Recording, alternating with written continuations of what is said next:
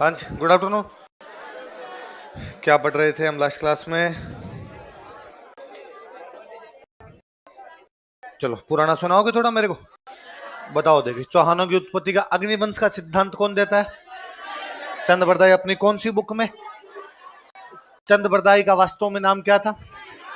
अच्छा, कौन से पर्वत पे कौन से ऋषि क्या कर रहे थे? अग्निकुंड से कितने राजपूत वंश कौन कौन से? सबसे लास्ट में कौन है? इस बात का समर्थन कौन करते हैं?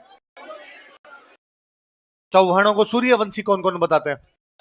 पृथ्वीराज विजय, अमीर महाकाव्य, अमीर रासो, विग्रह चतुर्थ का अजमेर अभिलेख, गौरी शंकर हीराचंद ओझा। चौहानों को चंद्रवंशी कौन कौन बताता है? फांसी अभिलेख और कौन सा? अचलेश्वर अभिलेख। अच्छा, चौहानों को ब्राह्मण कौन कौन बताता है? बिजोलिया अभिलेख, चंद्रावती अभिलेख, कायम रासो, दशरथ शर्मा। कायम रासो किसने लिखी थी? न्यामत खां का एक और नाम। अच्छा, चौहानों को इंद्र का वंशज कौन बताता है? रायपाल का सेवाड़ी अभिलेख। चौहानों को विदेशी कौन बताता है? जेम्स टोड, विलियम क्रुक और विंसेंट स्मिथ। चौहानों का उत्पत्ति स्थल कौन सा था? कौन सी झील के आसपास का इलाका? इनकी राजधानी कौन सी, जिसे आजकल हम क्या कहते हैं? चौहानों ने कहां कहां राज किया था? सांभर, अजमेर, रणथंभौर, नाडोल, जालोर, सिरोही, बूंदी और कोटा में। सांभर में चौहानों का संस्थापक कौन था? उसने स्थापना कब की? ऐसा कौन सी बुक में लिखा हुआ है? प्रबंध कोश किसने लिखी थी? और उसने कौन सी झील बनाई थी? ऐसा कौन सा अभिलेख कहता है? पहला स्वतंत्र चौहान राजा कौन था? पहले ये किसके सामंत थे? गोवक कौन से प्रतिहार के दरबार में था? नागवट सेकंड ने इसे क्या उपाधि दी थी? चंदन राज की रानी का नाम क्या था? आत्म प्रभा का एक और नाम क्या था? कौन सी झील में? कौन से भगवान जी की? कितने दीपक जलाकर? और कौन सी क्रिया में निपुण थी वो? 108 युद्ध किसने जीते थे? उसके बेटे का नाम क्या था? वो कहां चला गया था? नाडोल चला गया था। अच्छा, गोविंद थर्ड ने किसके साथ मिलकर गजनवी को रोक लिया था? ऐसा कौन सा मुस्लिम इतिहासकार कहता है? उसकी उपाधि क्या थी? कौन सी किताब में ये उपाधि है? अच्छा, इब्राहिम के खिलाफ लड़ता हुआ कौन मारा गया था? दौलतराज थर्ड। शाहबुद्दीन को किसने हराया था? बगुली शाह को किसने हराया था? अजमेर की स्थापना किसने की थी? कब की थी? क्या निर्माण करवाया था? किला क्या बनवाया था? कौन सी रानी के नाम के सिक्के चलाए थे? किस धातु के सिक्के चलाए थे? किसको हराया था इसने? गर्जन मातंगो। किसको हराया? पार्श्वनाथ मंदिर में क्या चढ़ा के आया था? किसके बीच शास्त्रार्थ की अध्यक्षता की थी? अंतिम समय में क्या बन गया था? और राजा किसको बना दिया था? अनुराज ने तुर्कों को हराकर वहां पर क्या बनवाई? पुष्कर में क्या बनवाया था? वराह मंदिर। कौन से संप्रदाय को भूमि अनुदान दिया था? खरतरगच। कौन से? दो जैन विद्वान थे इसके दरबार में, देवबोध और धर्म घोष। मालवा के कौन से राजा को रहा? गुजरात के कौन से राजा को रहा? जय सिंह सिद्धराज की कौन सी राजकुमारी से शादी की? गुजरात के कौन से राजा से हार गया और अपनी कौन सी राजकुमारी की शादी की? अरुणराज को कौन मार देता है? जगदेव को कौन हटा देता है? विग्रह चतुर्थ का शासनकाल अजमेर के चौहानों का, ऐसा हमें कौन बताता है? उसने गजनी के कौन से राजा को हराया? खुसरो शाह। कौन सी किताब के अनुसार? ललित विग्रहराज। अच्छा, उसने गुजरात के कौन से राजा को हराया? उसने दिल्ली के कौन से वंश को हराया और तोमरों को अपना क्या बना लिया था? उसने कौन सा स्तंभ लगवाया था? अशोक के कौन से अभिलेख के ठीक नीचे उसने कौन से नगर की स्थापना की थी? बिशलपुर में क्या क्या बनवाया था? उसने कौन सा नाटक लिखा था? ये 12वीं के कौन से नाटक पर आधारित? अजमेर में किसकी स्थापना की थी? संस्कृत पाठशाला, जिसको क्या कहते थे? इसकी दीवारों पर कौन सी की पंक्तियां थी? हरकेली। और इस पाठशाला को किसने तोड़ा? किसमें बदल दिया? किसमें? मस्जिद, जिसे क्या कहते हैं? 2.5 दिन का झोंपड़ा क्यों कहते हैं? पीर पंजाब शाह का उर्स लगता है। कितने दिन का उर्स लगता है? 2.5 दिन का उर्स लगता है। इसकी उपाधियां क्या क्या थी? बिसल देव और कवि बंधु। कवि बंधु किसने कहा था? कौन इसकी तुलना कालिदास और भवभूति के साथ करता है? सोमदेव की बुक का नाम बताओ। ललित विग्रहराज। इसमें किसकी प्रेम कहानी है? किसकी? विग्रह चतुर्थ और नरपति नाला ने कौन सी बुक लिखी? बिसल देव रासो। इसमें किसकी प्रेम कहानी है? ये कौन सी भाषा में लिखी गई, जो कि कौन से जिलों में बोली जाती है? विग्रह चतुर्थ का कौन सा बेटा राजा बना? अपर गंगे को कौन हटा देता है? पृथ्वीराज सेकंड का एक हरियाणा में कौन सा अभिलेख मिलता है? उसके अनुसार उसने हांसी में क्या बनवाया था और वहां पे किसकी नियुक्ति की थी? और उसका धोड़ गांव में अभिलेख मिला, कौन से मंदिर से मिला? रूठी रानी का नाम क्या मिलता उसमें? सुहाव देवी। क्या नाम था? और वो कहती है कि उसके पति ने राज्य कैसे प्राप्त किया था? उसने मैनाल में कौन सा मंदिर बनवाया था? गुजरात में कौन से राजा का बचपन बीता था? उसने कोंकण के कौन से राजा को मार दिया था? किसको? उसकी रानी का नाम क्या था? कर्पूरी देवी किसकी राजकुमारी थी? सोमेश्वर ने अजमेर में किस किस की मूर्तियां लगवाई? अपने जता अपने पिता। पिता का नाम क्या था? कौन सा मंदिर बनवाया था? कौन सा अभिलेख लगवाया था? बिजोलिया अभिलेख कौन से ईस्वी का है? कौन से मंदिर में लगा हुआ है? पार्श्वनाथ मंदिर में कौन से दिगंबर जैन ने लगवाया था? ये किसके द्वारा रचित किया गया था? किसी ने लिखा था इसको? किसने खोदा था इसको? इसके अनुसार चौहान कौन से ब्राह्मण है? कौन से चौहान ने सांबर झील बनवाई थी? कौन से चौहान ने दिल्ली जीत ली थी? कौन से चौहान ने रेवणा गांव दिया था? सोमेश्वर की उपाधि क्या मिलती है? इसमें नागौर का नाम क्या मिलता है? जालोर का नाम क्या है? नाडोल का नाम क्या है? भीनमाल का नाम क्या था? उत्तमाद्री किसका नाम था? विजयावल्ली किसका नाम था? नागहरिद किसका नाम था? मंडलकर किसका नाम था? दिल्ली को क्या कहा गया? इसमें प्रशासनिक विभाजन कैसे मिलता है? देश, पत्तन, पुर, पल्ली और ग्राम का मुखिया क्या कहलाता था? गांव की बड़ी इकाई क्या कहलाती थी? प्रतिगण का मुखिया क्या कहलाता था? परिग्राही। क्या कहलाता था? जो मंदिरों को भूमि अनुदान दिए जाते वो क्या कहलाते थे? डोहली। क्या कहलाते? डोहली कहलाते थे। पृथ्वीराज के पिताजी का नाम क्या था? उसकी मम्मी का नाम क्या था? वो कितने साल में राजा बना? इसलिए सरंगसिका कौन थी? कौन से मंत्रियों के सहयोग से राज करती? कौन से दो चचेरे भाइयों का विद्रोह दबाता है? नागार्जुन ने राजधानी कहां बना ली थी? कौन सी जनजाति का विद्रोह दबाता है? वो कहां पर विद्रोह कर रहे थे? मथुरा, अलवर और भरतपुर। वो ऐसा कब कर रहे थे? इसकी जानकारी हमेशा कौन सा जैन राइटर देता है? जैनपति सूरी। महोबा या तुमुल का युद्ध कब हुआ था? महोबा का राजा कौन था? क्योंकि उसने पृथ्वीराज के घायल सैनिकों को। इस युद्ध में किसकी जीत हुई? किसको महोबा का प्रशासक बनाया गया? किसको? पंचवंत राय को। परमार्दी देव चंदेल के सेनापतियों के नाम बताओ। अला और उदय। इतना ही बेटा। चलो आगे।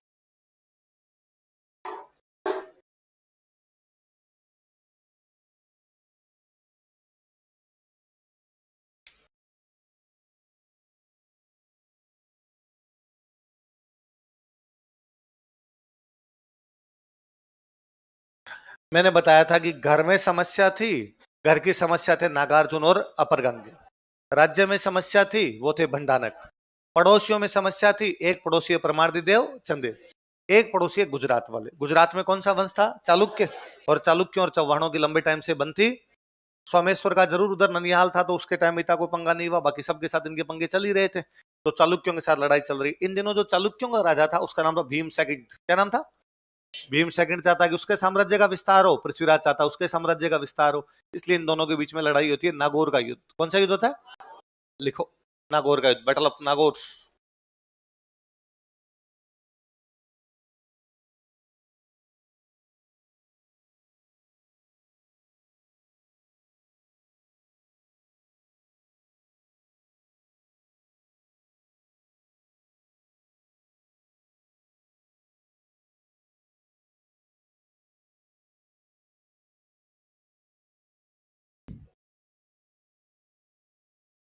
नागौर का युद्ध।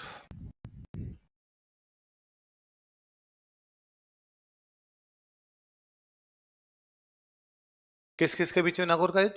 पृथ्वीराज और भीम सेकंड चालुक्य। कहां का राजा भीम सेकंड चालुक्य? गुजरात।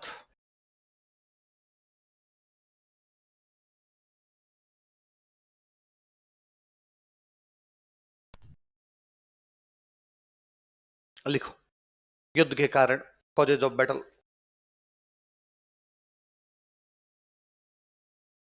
युद्ध के कारण, कॉजेज ऑफ बैटल।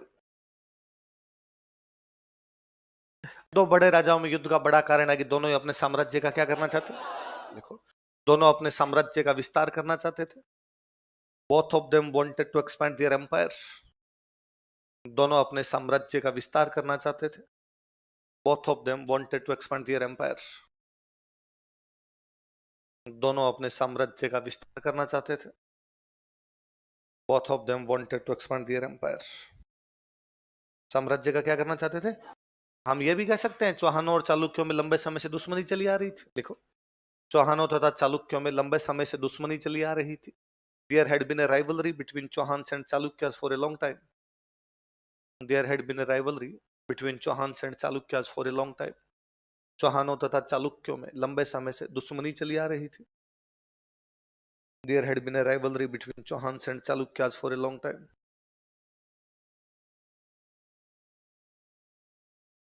चौहानों तथा चालुक्यों में लंबे समय से दुश्मनी चली आ रही थी।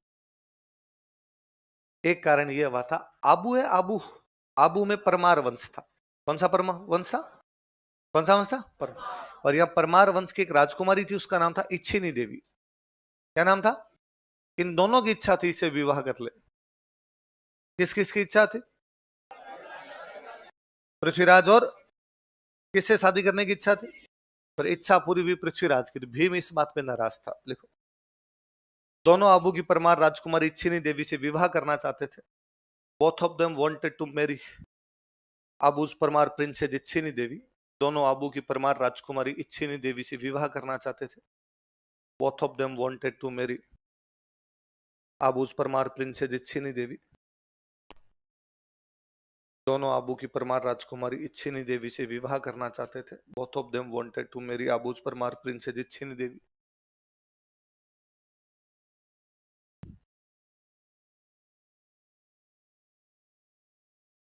लेकिन उसका विवाह पृथ्वीराज के साथ हुआ। But she was married with Prithviraj. But she was married with Prithviraj. लेकिन उसका विवाह पृथ्वीराज के साथ हुआ।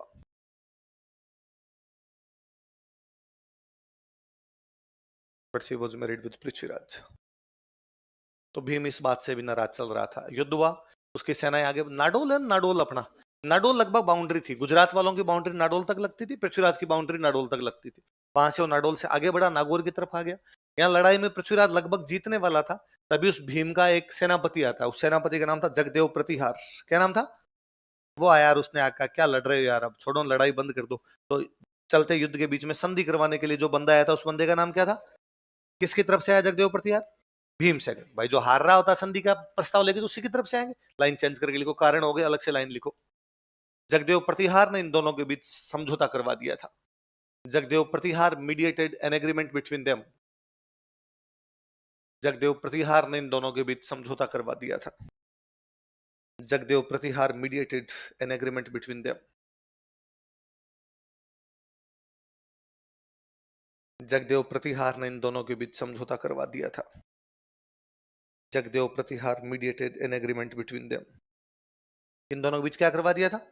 किस किस के बीच में लड़ाई है? पृथ्वीराज और भीम सेकंड। पृथ्वीराज कौन से वंश का? चौहान। और भीम सेकंड कौन से वंश का? कौन सी राजकुमारी के लिए? वो कौन से वंश की? समझौता कौन करवा रहा है? वो कौन से वंश का है? चौहान, चालुक्य, परमार, प्रति, पूरा अग्निकुंड उपस्थित है। वैसे लड़ाई किस किस के बीच में? चौहानों और चालुक्यों। किसके चक्कर में? परमारों। समझौता कौन करवा रहा है? याद रह जाएंगे। तो पड़ोसियों में लड़ाई चल रही है, एक तो महोबा वालों से लड़ाई चल रही है, एक किसे चल रही है? गुजरात। अब एक लड़ाई चल रही है यूपी में। यूपी में एक जगह पड़ती है कन्नौज। कौन सी जगह? और कन्नौज में देखो, मैंने एक वंश बताया था, गहडवाल बताया था। और गहडवालों का एक राजा इन दिनों बना हुआ था, जयचंद। क्या नाम था? तो जयचंद के पृथ्वीराज के बीच में नहीं बन रही। पृथ्वीराज कौन से वंश का है? चौहान। जयचंद कौन से वंश का है? गहडवाल। लिखो, नया हेडिंग डालो, चौहान गहडवाल विवाद। चौहान गहडवाल डिस्प्यूट।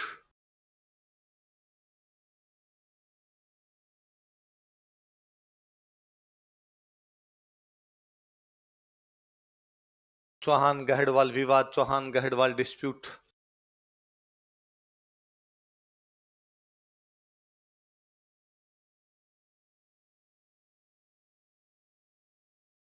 किस किस के बीच में होगा? चौहानों का तो कौन है? पृथ्वीराज। उधर गहड वालों की तरफ से कौन है? जयचंद। और जयचंद कहां का राजा था? कन्नौज। कन्नौज कहां पड़ता है? यूपी।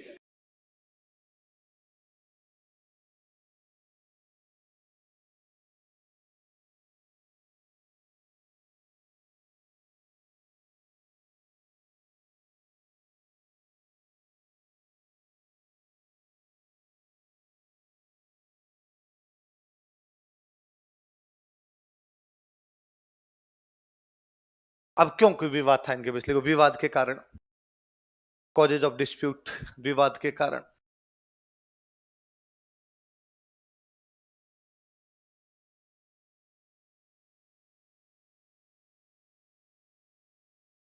विवाद के कारण, कॉजेज ऑफ डिस्प्यूट। एक कारण तो यह था कि चौहानों ने दिल्ली पर कब्जा कर रखा था। विगराज के बाद में दिल्ली किसके पास में थी? चौहानों। जयचंद को ऐसा लगता था कि यार दिल्ली मेरे पास होनी चाहिए। यूपी में जो कोई रहा है उनको लगता है कि दिल्ली हमारे पास होनी चाहिए। मतलब इवन आज दिन तक आप देखेंगे तो भारत के जो ज्यादातर प्रधानमंत्री बने हैं वो कहां से रहे हैं? भारत का रास्ता यूपी से होकर जाता है। भारत का रास्ता, मतलब मोदी जी को भी प्रधानमंत्री बनने के लिए बनारस से चुनाव लड़ना पड़ा। आप गांधीनगर से चुनाव लड़े थे, लेकिन एक चुनाव कहां से लड़ना पड़ा? बनारस, कि भाई वहां जनसंख्या ज्यादा है। आज तो कर लो जनसंख्या ज्यादा इसलिए लोकसभा की सीटें ज्यादा है, लोकसभा की सीटें ज्यादा तो अपने आप यूपी के पास पावर ज्यादा आ गई। पर उस टाइम गंगा यमुना का दबाव पूरा यूपी लिए बैठा था, इसलिए यूपी पैसे वाली जगह थी। पैसे वाली जगह थी तो इनको लगता है यार अपना दिल्ली पे भी कब्जा होना चाहिए, या उल्टा कह दो, दिल्ली पे जिसका कब्जा होता उसका कब्जा कहां पर होता? यूपी। पर अब की बार दिल्ली पे कब्जा किए बैठे थे अजमेर के चौहान। जयचंद चाहता था कि दिल्ली पर उसका कब्जा होता। एक तो किसको लेकर लड़ाई है इनके बीच में? एक नंबर लगा के लिखो, दिल्ली का उत्तराधिकार, सक्सेशन ऑफ दिल्ली। ये दोनों दिल्ली पर अधिकार करना चाहते। दिल्ली का उत्तराधिकार, सक्सेशन ऑफ दिल्ली। दिल्ली का उत्तराधिकार, सक्सेशन ऑफ दिल्ली। मैं लास्ट क्लास में आपको आला और उदल की कहानी सुना रहा था। पता नहीं आपने कितना ध्यान दिया कितना नहीं दिया। मैंने कहा था आला और उदल परमार्दी चंदेल से नाराज थे, और जब वो नाराज थे तब वो जयचंद के पास कन्नौज चले गए थे। बताया था मैंने। तो जब वो आला उदल फिर परमार्दी चंदेल की तरफ से लड़ने के लिए आए तो उन्होंने जयचंद को कहा कि भाई जयचंद, इतने दिन हम तेरा साथ दे रहे थे, अब तू हमारा साथ दे। तो जब चौहानों में और परमार्दी चंदेल में, या पृथ्वीराज में और परमार्दी चंदेल में जब लड़ाई चल रही थी, तो जयचंद किसकी सहायता कर रहा है? किसी कर रहा है? अब पृथ्वीराज इस बात से नाराज था, भाई लड़ाई मेरे और चंदेलों के बीच में, तू फालतू में दाढ़ भात में मुसल चंद, तेरा क्या लेना देना है? लिखो, जयचंद पृथ्वीराज के खिलाफ परमार्दी चंदेल की सहायता कर रहा था। Jaichand was helping Prithviraj Chandel against Prithviraj, Parmardi Chandel against Prithviraj. Jaichand Prithviraj के खिलाफ परमार्दी चंदेल की सहायता कर रहा था। Jaichand was helping Parmardi Chandel against Prithviraj. Prithviraj के खिलाफ परमार्दी चंदेल की सहायता कर रहा था। Jaichand was helping Parmardi Chandel against Prithviraj.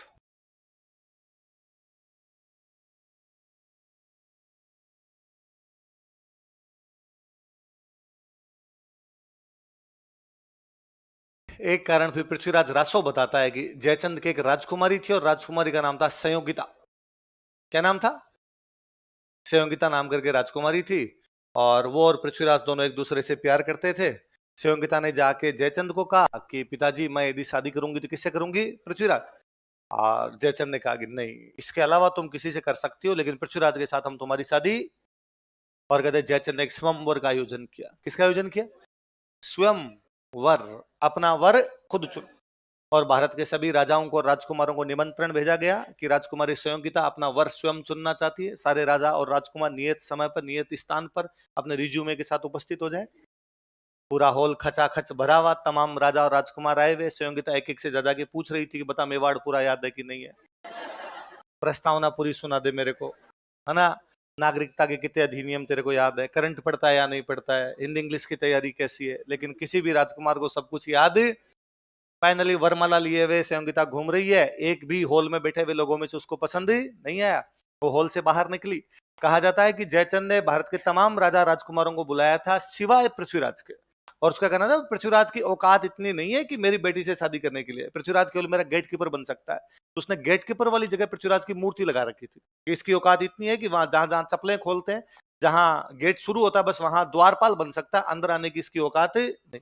Sanyogita बाहर गई। संयोगिता ने जाके गेट कीपर को माला डाल दी। उसने कहा अपने जो प्यार करते हैं तो किससे करते हैं? पृथ्वीराज से। ऐसा कहते हैं कि पृथ्वीराज बाहर तैयार खड़ा था, वो संयोगिता को वहां से किडनैप करता है, वहां से उठा के ले जाता है। जयचंद की सेना पीछा करती है, लेकिन पृथ्वीराज की सेना जयचंद की सेना को हरा देती है। एक ये भी माना जाता है कि पृथ्वीराज ने जयचंद की राजकुमारी संयोगिता का अपहरण कर उससे क्या कर लिया था? विवाह। इसलिए भी जयचंद उससे क्या चल रहा था? नाराज। लिख लो, लिखो, पृथ्वीराज ने जयचंद की राजकुमारी संयोगिता का अपहरण कर उसे विवाह कर लिया था। Prithviraj kidnapped Jaichand's princess Sanyogita and married her. Prithviraj kidnapped Jaichand princess Sanyogita and married her. Prithviraj ने जयचंद की राजकुमारी संयोगिता का अपहरण कर उससे विवाह कर लिया था। Prithviraj kidnapped Jaichand princess Manushi Chhillar. Movie आई थी विजय पृथ्वीराज, उसमें संयोगिता कौन बनी थी? मानुसी छिल्लर। संयोगिता का अपहरण कर उससे विवाह कर लिया था। Kidnapped Jaichand princess Sanyogita and married हर।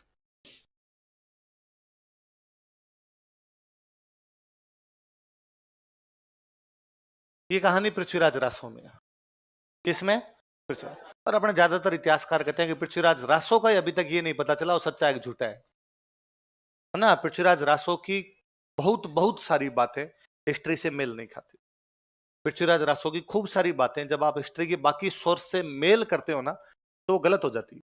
तो पृथ्वीराज रासो अभी तक भी हिस्टोरिकल नहीं माना गया है। पृथ्वीराज रासो एक अच्छी पोइट्री है, बहुत अच्छा काव्य है, उसे हिंदी साहित्य में पढ़ा जाए, लेकिन हिस्ट्री लायक बातें उसके अंदर अभी तक क्या है कम। पर चूंकि भारत में प्रेम कहानियां बड़ी प्रसिद्ध होती है इसलिए लोगों के और कुछ याद रहा नहीं रहा ये पक्का याद है।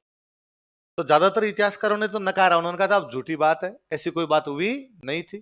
ठीक है, भारत में थोड़ी इस प्रकार की चटपटी बातें दूर तक चली जाती है इसलिए लोग अब तक चटकारे ले लेकिन बातों को सुनते रहते हैं, बाकी ऐसी कोई सच्ची बात हुई नहीं थी। पर एक इतिहासकार है उनका ना भाई साहब हुआ था, मैं मानता हूं इसको, उनका नाम है दशरथ शर्मा। क्या नाम है? क्या नाम है उनका? इसी के कोष्टक में लिखो, ये जो लाइन लिखी इसी के कोष्टक में लिखो। दशरथ शर्मा ने इस प्रेम कहानी को ऐतिहासिक तथ्य के रूप में स्वीकार किया। Dasharatha Sharma accepted this love story as historical fact. Dasharatha Sharma ने इस प्रेम कहानी को ऐतिहासिक तथ्य के रूप में स्वीकार किया है। Dasharatha Sharma accepted this love story as historical fact. इस प्रेम कहानी को ऐतिहासिक तथ्य के रूप में स्वीकार किया है। Dasharatha Sharma accepted this love story as historical fact. ऐतिहासिक तथ्य के रूप में स्वीकार किया। दशरथ शर्मा की बुक का नाम लिख लो यहीं, द अर्ली चौहान डायनेस्टी।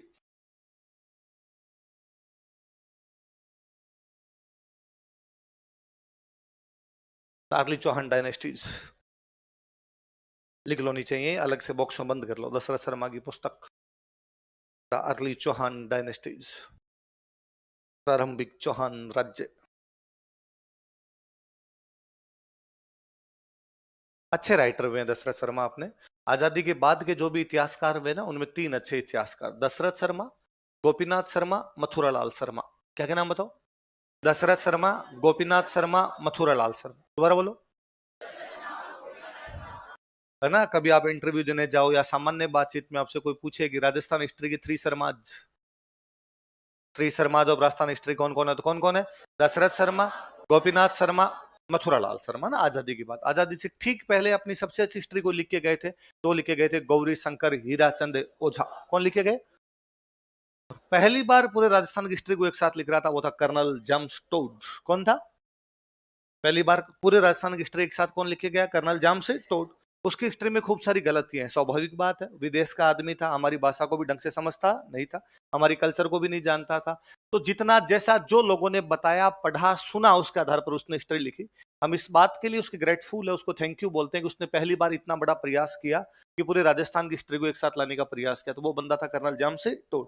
उसकी हिस्ट्री में जो गलतियां थी उनको सही करके कुछ नई बातें जोड़ के हिस्ट्री को सही करने का प्रयास किया था गौरी शंकर हीराचंद। दुर्भाग्य है हमारा कि जिस साल देश आजाद हुआ था, देश आजाद होता अगस्त में, अप्रैल में ओझा जी की डेथ हो गई थी। पहले ही ओझा जी की डेथ हो गई थी। तो ओझा जी की डेथ के बाद में राजस्थान हिस्ट्री का जो काम ओझा जी शुरू करके गए थे उतना तीव्र गति से नहीं हो पाया, लेकिन फिर भी उसके अंदर नई बातें जोड़ने का या उन पुरानी बातों को किसी को सही करने का काम किया। वो थे फिर दशरथ शर्मा, गोपीनाथ शर्मा, मथुरालाल शर्मा। तो दशरथ शर्मा की एक बुक है, उसका नाम क्या? The early Chauhan dynasties. क्या नाम है? और उन्होंने कहा है कि पृथ्वीराज और संयोगिता की प्रेम कहानी झूठी नहीं है। क्या है? तो कौन सा इतिहासकार स्वीकार करता है? कौन सी बुक में स्वीकार करता है? The early Chauhan dynasty. Prithviraj को अपने घर में पंगे चल रहे हैं, किससे? नागार्जुन अपरगांगे। राज्य में पंगा चल रहा है, किससे? भंडानक। पड़ोसियों में पंगा चल रहा है, किससे? महोबा, गुजरात, कन्नौज। महोबा का राजा कौन है? परमार्दी देव चंदेल। गुजरात का राजा कौन है? भीम सेकंड चालुक्य। और कन्नौज का राजा कौन है? जयचंद। कौन है? जयचंद। जो कि कौन से वंश का? गहड़वाल। कौन से वंश का? महोबा वाले कौन से वंश के? चंदेल कौन से हैं? चंदेल। गुजरात वाले कौन से वंश के? और कन्नौज वाले कौन से वंश के? पड़ोसियों से चली रही थी। इन्हीं दिनों विदेशी आक्रमण को हो रहे थे। चौहान हम पढ़ रहे हैं लगातार गजनी से लड़ रहे हैं। किससे लड़ रहे हैं? इस बार फिर गजनी की तरफ से एक बंदा आक्रमण करने जा रहा है। उसका नाम है मोहम्मद गौरी। क्या नाम है? मोहम्मद गौरी। उधर गजनी की तरफ से आगे बढ़ता है। गजनी अफगानिस्तान के अंदर पड़ता है। वो पाकिस्तान वाला पंजाब क्रॉस करता है, अपने वाले पंजाब में आता है। अपने वाले पंजाब में अभी अपने पास एक जगह, उसका नाम है बठिंडा। नाम सुना है? उस समय बठिंडा को बोला करते तबर हिंद। क्या बोलते? उसने तबर हिंद पर आके कब्जा कर लिया। जब गौरी ने तबर हिंद पे कब्जा किया तो पृथ्वीराज ने पूछा उससे, पृथ्वीराज दिल्ली का राजा है, दिल्ली उसके अधीन है। तो जब किधर, तो इधर कैसे आ सकता है, ये हमारा है। इस बात को लेकर दोनों के बीच तनातनी हुई। उधर से गौरी बठिंडा से आगे बढ़ता है, इधर से पृथ्वीराज दिल्ली से आगे बढ़ता है। अब पंजाब से आगे आओगे तो हरियाणा, आप दिल्ली से आगे आओगे तो भी हरियाणा। हरियाणा में एक जगह पड़ती है तराइन। कौन सी जगह? और वहां पर इन दोनों के बीच में तराइन का पहला युद्ध होता है 1191 में। कब होता है? लिखो, तराइन का पहला युद्ध। तराइन कहां पड़ता है? The first battle of terrain.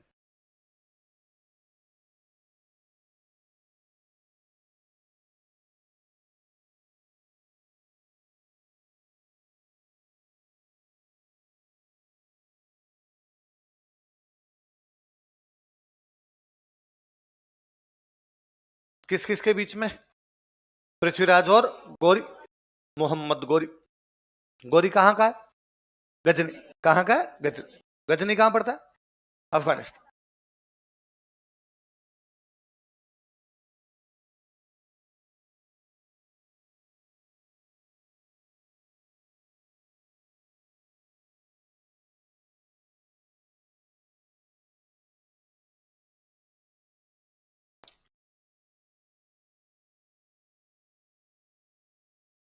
लिखो कारण, युद्ध के कारण।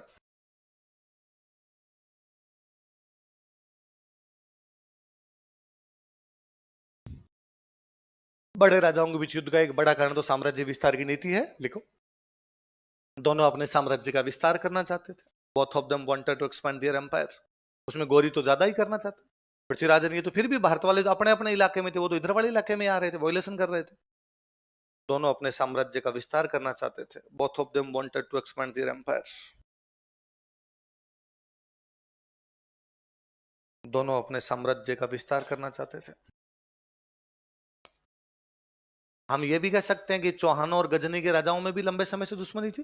देख लो गजनी से कब लड़ने लगे हैं आप, तब से पढ़ने लगे हो कि महमूद गजनवी को गोविंद थर्ड ने रोक लिया। दुर्लभ राज इब्राहिम से लड़ता है। तो आपका विगराज थर्ड जो है वो आपका शाहबुद्दीन से लड़ता है। पृथ्वीराज जो फर्स्ट है वो आपका बाद में बगुली शाह से लड़ता है। अजय राज जो है गर्दन मतंगों से लड़ता है। इधर आपका अरुण राज था, वो तुर्कों को हरा के वहां पर बाद में अना सागर बनवाता है। विगराज चतुर्थ है, वो बाद में खुसरो शाह से लड़ता है। लगातार लड़ाई चली रही है। लिख लो, चौहानों तथा गजनी के राजाओं में लंबे समय से दुश्मनी चली आ रही थी। There had been a rivalry between Chauhans and kings of Ghazni for a long time. चौहानों तथा गजनी के राजाओं में लंबे समय से लड़ाई चली आ रही थी। There had been a rivalry between Chauhans and kings of Ghazni for a long time. चौहानों तथा गजनी के राजाओं में लंबे समय से दुश्मनी चली आ रही थी। There had been a rivalry between Chauhans and kings of Ghazni for a long time.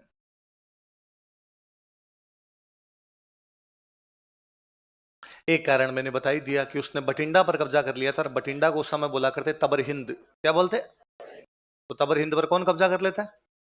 तबर हिंद आजकल क्या कहलाता है अपना? क्या कहलाता है? उसने यहाँ पे कब्जा किया और कब्जा करके अपने एक बंदे को यहाँ का प्रशासक बना दिया था, जियाउद्दीन। किसको बनाया था? किसने? गौरी। लिखो, अगला कारण लिख लो। गौरी ने तबर हिंद पर अधिकार कर लिया था। गौरी कैप्चर तबर हिंद, कोष्टक में बठिंडा लिखना। गौरी ने तबर हिंद पर अधिकार कर लिया था। गौरी कैप्चर तबर हिंद। तबर हिंद पर अधिकार कर लिया था। गौरी कैप्चर तबर हिंद तथा जियाउद्दीन को प्रशासक बना दिया था। And appointed Ziauddin as administrator. तथा जियाउद्दीन को प्रशासक बना दिया था। And appointed Ziauddin as administrator.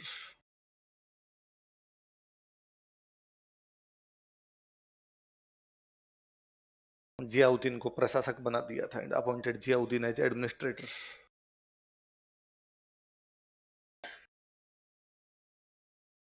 Ziauddin को क्या बना दिया था? प्रशासक बना दिया था। किसने? गौरी। लड़ाई होती है, दोनों के बीच में युद्ध होता है, युद्ध के अंदर पृथ्वीराज जीत जाता है। कौन जीत जाता? लाइन चेंज करके लिखो। इस युद्ध में पृथ्वीराज की जीत हुई। इस युद्ध में पृथ्वीराज की जीत हुई। Prithviraj von this battle. इस युद्ध में पृथ्वीराज की जीत हुई। Prithviraj von this battle. Delhi में कौन हुआ करते? तोमर। तो दिल्ली का एक तोमर लड़ने के लिए साथ में गया हुआ था, उसका नाम था गोविंदराज। क्या नाम था? तो दिल्ली का एक बंदा, उसका नाम है गोविंदराज तोमर। क्या नाम है? पृथ्वीराज के साथ लड़ाई करने के लिए गया हुआ है। ये कहते हैं कि जो गोरी था, गोरी के आगे वाले दांत तोड़ देता है, प्रथम मारता है, उसके दांत तोड़ देता है। उसको घायल करने वाला कोई बंदा था, तो वो कौन था? लिखो, दिल्ली के गोविंदराज तोमर ने, गोविंदराज तोमर ऑफ दिल्ली। दिल्ली के गोविंदराज तोमर ने, गोविंदराज तोमर ऑफ दिल्ली। दिल्ली के गोविंदराज तोमर ने, गोविंदराज तोमर ऑफ दिल्ली। गोविंदराज तोमर ने गोरी को घायल कर दिया था, मेड इंजरीज टू गोरी। गोरी को घायल कर दिया था, मेड इंजरीज टू गोरी।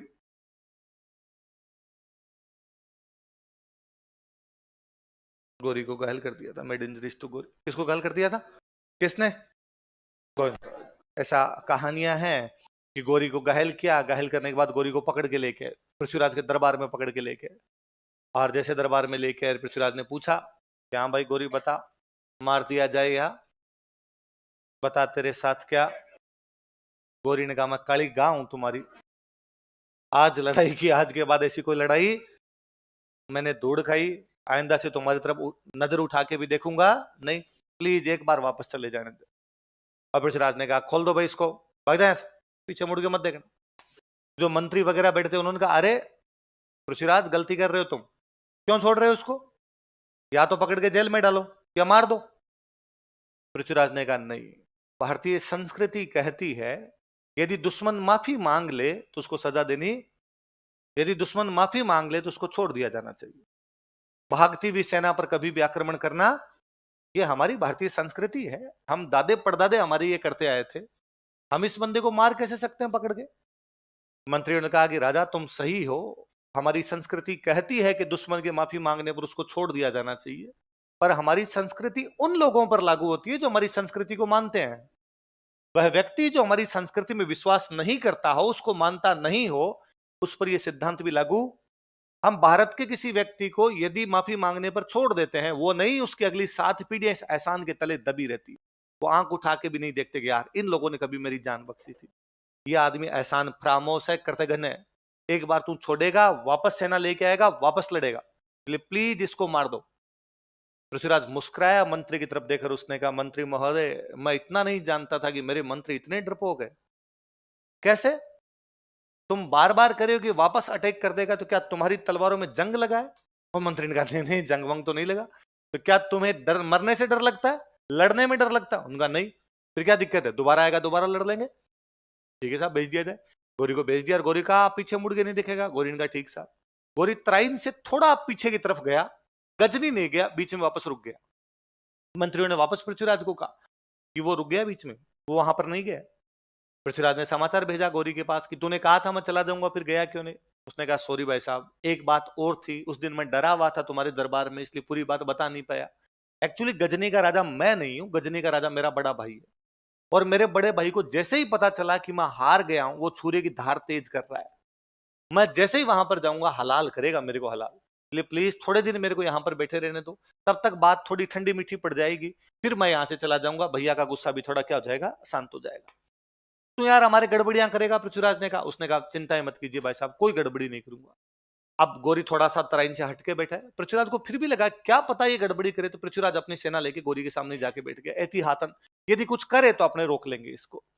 लेकिन थोड़े दिनों में नोटिस किया कि गोरी वाकई कुछ नहीं कर रहा, गोरी शांति से चुपचाप बैठा है। उल्टा कभी मॉर्निंग वॉक इवनिंग वॉक में मिल जाए तो नमस्ते और करके जाए, नमस्ते भैया मेरे लिए कोई सेवा तो बताना, कल मैंने सुना आपकी संयोगिता भाभी की एनिवर्सरी थी, बधाई हो, मेरी तरफ से आपको बुके भेंट किया जाता है।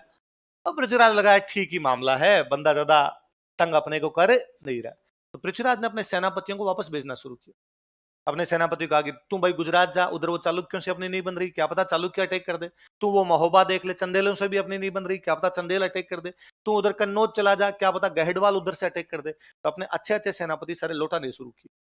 सेनापतियों ने पूछा कि राजा तुम हम सबको भेज रहे हो, यदि गौरी ने अटैक कर दिया तो उसने कहा ना ना ये कर ही नहीं रहा, चुपचाप बैठा है, वापस चला जाएगा थोड़े दिनों में, कर देगा तो मैं देख ताक लूंगा इसको। गौरी ऐसे ही किसी मौके की तलाश में था। वो पिछले साल भर से जब से वहां पर बैठा हुआ था इन चीजों को नोटिस कर रहा था कि उसकी सेना कितनी है, कौन कौन से सेनापति है, कौन सी सेना लौट गई, कौन सी सेना आई है, कब सोते हैं, कब जागते हैं, कब उठते हैं, कितने हथियार है, उसको सारी पता। और मुसलमान राजाओं की अच्छी विशेषता थी, वो दुश्मन की पूरी जासूसी करवा लिया करते थे। अपने वाले इस मामले में निश्चिंत थे, उनको लगता था कि नहीं यार ये कोई तरीका तो नहीं होता, लड़ेंगे तो आमने सामने आके लड़ लेंगे। एक दिन गौरी को ऐसा कुछ पता चला कि पृथ्वीराज की सेना कम है। गौरी को यह भी पता चला कि पृथ्वीराज की सेना रात को 2 बजे पार्टी करके सोई है और ये नशे में पूरे चूर है। वो 5 बजे के आसपास सुबह आक्रमण करता है, जब पृथ्वीराज की पूरी सेना सो रही थी, वो सोती हुई सेना को काट देता है। तराइन का दूसरा युद्ध युद्ध नहीं था, विश्वासघात था। जब गौरी का अटैक हुआ, सोई हुई सेना जागी, अपने हथियार उठाती, तब तक उनका खेल खत्म हो चुका था। उन्होंने जैसे ही लगा कि अपने अब जीत नहीं पाएंगे, गौरी अचानक ऊपर चढ़ गया, अपने पास कोई तरीका नहीं है, उन्होंने पृथ्वीराज को वहां से निकालने की कोशिश की। पृथ्वीराज कहते तू निकल, हम जैसे तैसे करके मुकाबला करेंगे, तू बचेगा तो और सेना इकट्ठी करेगा, वापस मारेगा गौरी को। पृथ्वीराज वहां से निकलता है, लेकिन गौरी की सेना उसका पीछा करती है। हरियाणा में एक जगह पड़ती है सिरसा, नाम सुना है? सिरसा के पास में एक छोटे सी कोई गांव था, उसका नाम था सरस्वती। क्या नाम था? वहां पर पृथ्वीराज को पकड़ा गया, पकड़ के उसको मार दिया गया। ये त्राइन का दूसरा युद्ध था। कौन सा युद्ध? त्राइन का। देखो, त्राइन का दूसरा युद्ध, second battle of Tarain. Tarain का दूसरा युद्ध, सेकंड बैटल ऑफ टेरन।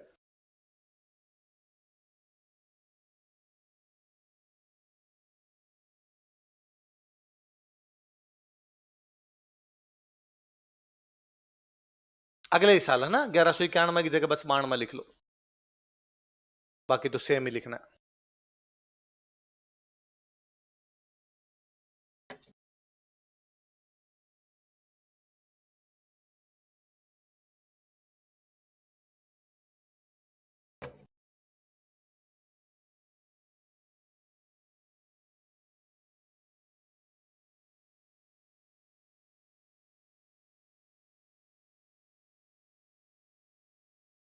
लिख लिया? लाइन चेंज करके लिखो। इस युद्ध में गौरी की जीत हुई, गौरी वन दिस बैटल। इस युद्ध में गौरी की जीत हुई, Gauri one this battle.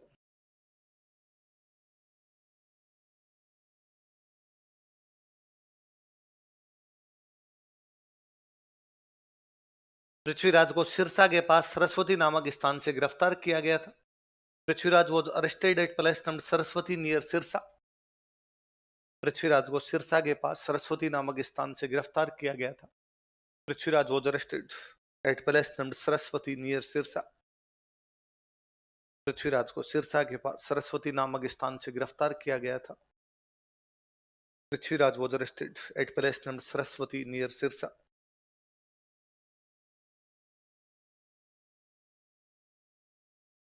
Sirsa के पास सरस्वती नामक स्थान से गिरफ्तार किया गया था तथा उसे मार दिया गया, एंड वॉज किल्ड हिम। तथा उसे मार दिया गया, and was killed him. And was killed इतना ही लिख लो, तथा उसे मार दिया गया, एंड वॉज किल्ड। तथा उसे मार दिया। मारने के पीछे दो कहानियां हैं। एक कहानी जो तुर्कों का एक राइटर सुनाता है, उस राइटर का नाम था हसन निजामी। क्या नाम था? गौरी के टाइम का और उस टाइम का एक इतिहासकार है। इतिहासकार का नाम क्या है उसका? और हसन निजामी एक बुक लिखता है, इस बुक का नाम था ताज उल मासिर। क्या नाम था बुक का? ताज उल मासिर। किसकी बुक है ताज उल मासिर? क्या नाम बुक का? क्या नाम है? ताज उल मासिर किसकी बुक है? हसन निजामी अपनी इस ताज उल मासिर में लिखता है कि हमने पृथ्वीराज को पकड़ा, पकड़ने के बाद उसने सरेंडर कर दिया। सरेंडर कर दिया तो हमने उसको वापस अजमेर का राजा बना दिया। उसने हमारी अधीनता स्वीकार की, तुर्कों की अधीनता स्वीकार की, गौरी की अधीनता स्वीकार की, हमने उसको कहां का राजा बना दिया? अजमेर। लेकिन थोड़े दिन बाद वो वापस हमारे खिलाफ विद्रोह करता है। इस बार हमने पकड़ा और पकड़ के मार दिया। कुल मिला के हसन निजामी इस बात को प्रूव करना चाहता है कि पृथ्वीराज ने कुछ दिनों तक गौरी के अधीन राज किया था। ऐसा कौन सा राइटर कहता है? लिखो। हसन निजामी के अनुसार, अकॉर्डिंग टू हसन निजामी, हसन निजामी के अनुसार, अकॉर्डिंग टू हसन निजामी, पृथ्वीराज ने कुछ समय तक गौरी के अधीन शासन किया था। Prithviraj ruled under Ghori for some time. Prithviraj ने कुछ समय तक गौरी के अधीन शासन किया था। Prithviraj ruled under Ghori for some time.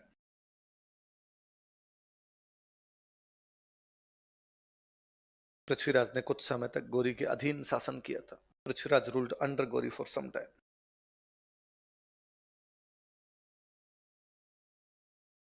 Book का नाम लिख लो, हसन निजामी की पुस्तक, बुक ऑफ हसन निजामी। क्या नाम है बुक का बताओ? ताज उल मासिर। क्या नाम बुक का? ताज उल मासिर। ताज उल मासिर किसकी बुक है? हसन निजामी की।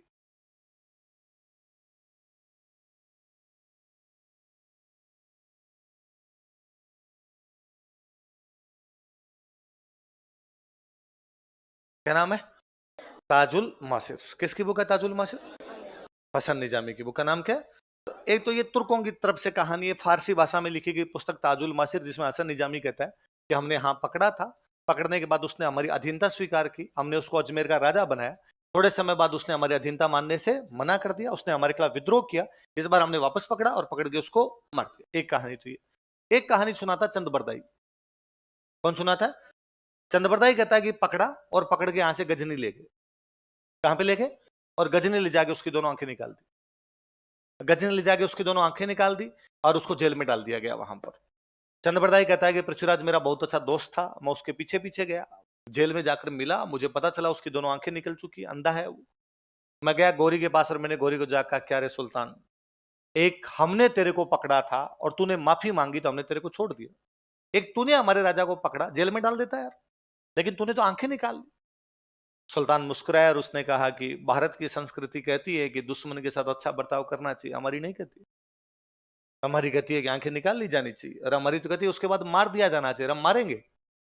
चंद्रबरदाई कहता है मैंने पृथ्वी गौरी को कहा कि तुम भले ही उसको मार दो, लेकिन भले ही तुमने उसकी आंखें निकाल दी, लेकिन हमारे राजा के पास एक अद्वितीय शक्ति है। क्या? कि हमारा राजा शब्द भेदी बाण चलाना जानता है। कौन से बाण? आवाज पे तीर चलाते। सुल्तान ने कहा मैं मिला सुबह से, ऐसे मजाक नहीं करते यार, किसी बंदे के आंखें नहीं है, उसको दिखता नहीं है, और तू कहता है कि वो उस जगह पे निशाना लगा देगा जहां से आवाज आती है, उसको क्या पता कहां से आवाज आई। चंद्रबरदाई ने कहा कि तू भारतीय संस्कृति को ढंग से कहां जानता है? हमारी संस्कृति में तो है कि किसी समय अयोध्या के पास एक नदी बहती थी, सरयू। कौन सी नदी थी? महाराज दशरथ जो कि अयोध्या के सम्राट थे, अक्सर सरयू नदी के पास में रात को एक मचान तान कर ऊपर बैठ जाया करते, और सरयू जी के अंदर जंगल का कोई जानवर जब पानी पीने के लिए आता, छपाक की आवाज आती, महाराज दशरथ वहीं से तीर मारते और शिकार कर लिया करते। दुर्भाग्यवश एक दिन वहां पर जब महाराज दशरथ शिकार करने के लिए गए हुए थे, अपने अंधे माता पिता को तीर्थ यात्रा कराता हुआ श्रवण कुमार घूम रहा था। अंधे माता पिता को जब रात को प्यास लगी, वो पानी लेने के लिए सरयू जी में गया, उन्हें सरयू जी में जैसे ही अपना बर्तन डाला, छपाक की आवाज आई, महाराज दशरथ ने अपना तीर छोड़ा, अपना शब्द भेदी बाण छोड़ा और श्रवण कुमार को मार दिया। मनुष्य की चित्कार सुनकर वो भागकर गए, उन्होंने देखा कि पशु की जगह मनुष्य छटपटा रहा था वहां पर। उन्होंने पूछा तुम कौन हो? तरुण कुमार ने कहा कि अब इतना बताने का समय नहीं है राजन, मेरे अंधे माता पिता पानी के लिए तड़फ रहे होंगे, प्लीज जाके उनको पानी पिला दो तुम। दशरथ उनके पास पानी लेकर गए, लेकिन दशरथ के मुंह से बोल तक ना फूटा, ना बता पाए इस बात को कि मैंने तुम्हारे पुत्र को मार दिया है। अंधे माता पिता को भी पद चाप से ये तो पता चल गया कि उनका बेटा नहीं, कोई दूसरा व्यक्ति है। उन्होंने रोते रोते पूछा कि जो हुआ वो हो चुका होगा, प्लीज तुम हमें बताओ तो सही क्या बात हुई है। दशरथ ने बताया कि मेरे तीर से तुम्हारा बेटा मर चुका है, मैं प्रायश्चित करना चाहता हूं, मैं तुम दोनों को अपने साथ ले जाना चाहता हूं, तुम दोनों की सेवा करना चाहता हूं, तुम दोनों को 4 धाम की यात्रा कराना चाहता हूं, वो तमाम तीर्थ जो श्रवण कुमार तुम्हें कराता मैं करा दूंगा, प्लीज आप मेरे साथ चलिए। अंधे माता पिता ने कहा कि जब बेटा ही मर गया तो अब हम भी जिंदा नहीं रहेंगे, पर हे महाराज दशरथ हम तुम्हें श्राप देते हैं, आज इस प्रकार हम पुत्र वियोग में तड़प तड़प के मरेंगे, एक दिन तो इसी प्रकार पुत्र वियोग में तड़प तड़प के समय का चक्र घूमा। महारानी कैकेयी को दिए गए 2 वरदानों के कारण भरत को राजा बनाया, अगर भगवान श्री राम को 14 वर्ष का वनवास मिला। महाराज दशरथ उसी प्रकार तड़प तड़प के मरे थे जैसे श्रवण कुमार के। चंद्रबरदाई ने कहा गौरी, शब्द भेदी बाण ना होता तो महाराज दशरथ को वनवास ना जाना पड़ता, यदि वनवास ना जाते तो मां सीता का हरण नहीं होता, रामायण नहीं होती। हमारी पूरी रामायण इस चक्कर में है क्योंकि राजा दशरथ को क्या चलाना आता था। और गौरी ने कहा यदि ऐसा सच में होता है तो सुल्तान कारनामा देखना पसंद करेगा। अगले दिन एक बड़ा मंच लगाया गया, उस मंच पे सुल्तान आकर बैठा, इधर सामने पृथ्वीराज को खड़ा किया गया, सामने घंटी बांधी गई कि जैसे घंटी पे टन की आवाज आएगी पृथ्वीराज वहां पर तीर मारेगा और शब्द भेदी बाण वहां पर मार देगा जहां से घंटी की आवाज आई है। चंद्रबरदाई कहता है कि मैं वहीं खड़ा था और मैंने पृथ्वीराज को कहा कि पृथ्वीराज अपने आवाज पर तीर चलाने की कोई आवश्यकता नहीं है, अपने घंटी पर तीर चलाने की कोई आवश्यकता नहीं है, गौरी बैठा है तेरे साइड के अंदर, सल्टा दे इसको आज। पृथ्वीराज ने पुनः कहा कि चंद्रबरदाई, मुझे नहीं पता कि गोरी कितनी दूरी पर बैठा है, बिना दूरी के मैं तीर कैसे चला सकता हूं। चंद्रबरदाई कहता, मैंने कहा उसको कि 4 बांस 24 गज अंगुलष्ट प्रमाण, ताऊ पर सुल्तान अरे मत चुके चौहान। 4 बांस जितनी दूरी, 24 गज, गज होता है गज, फुट अपने नापते हैं, 4 बांस नाप ले, फिर 24 गज अंगुलष्ट प्रमाण, उसके ऊपर 8 अंगुलियां, ता ऊपर सुल्तान है, उतनी दूर पर सुल्तान बैठा है, मत चुके चौहान, चौहान चूक मत जाना, सल्टा दे आज। और चौहान नहीं चुका, उसने तीर मारा और गोरी को मार दिया। चंद्रबरदाई कहता कि जैसे गोरी मरा, गोरी के सैनिक हम पर झपटे, लेकिन मैंने और पृथ्वीराज ने दोनों ने एक दूसरे को मार दिया था। फिर ये कहानी सुनाई किसने?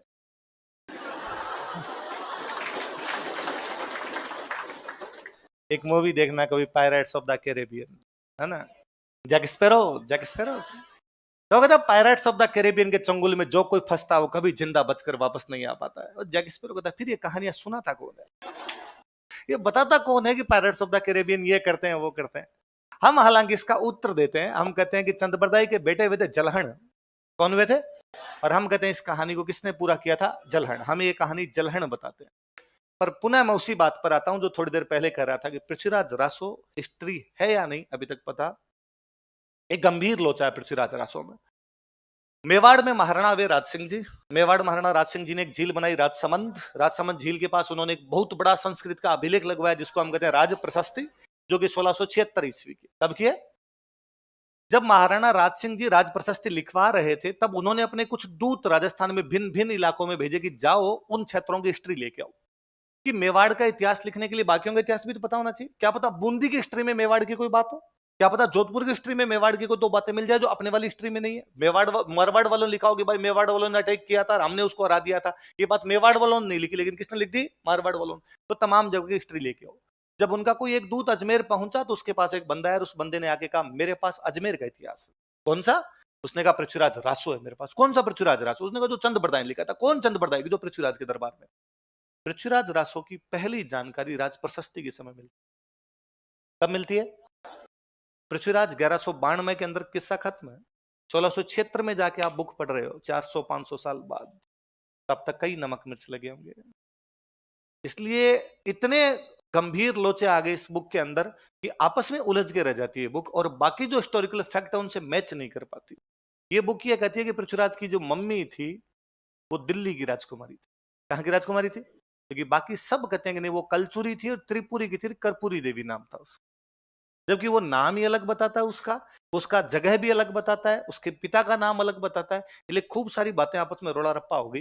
इसलिए अभी तक हम उस बात को सत्य मानते नहीं, पर फिर भी ये 2 बड़ी बड़ी बातें की जाती है। हसन निजामी कहता है यहीं पकड़कर अजमेर का राजा बनाया, थोड़े टाइम बाद बगावत की, फिर पकड़ के मार दिया। चंद्रबरदाई कहता नहीं गजनी लेके गए थे, पहले आंखें निकाली थी, फिर उसको वहां पर हम दोनों ने एक दूसरे को मार दिया था। अपना न्यूट्रल सा ये है इसके अंदर कि यहां से पकड़ के लेके गए हैं वो गजनी, आंखें निकाली के बाद मार दिया।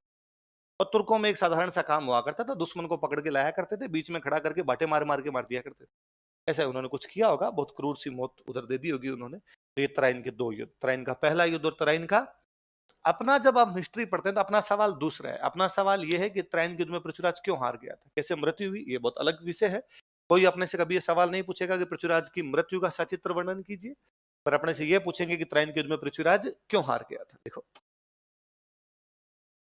पृथ्वीराज की हार के कारण, causes of defeat of Prithviraj.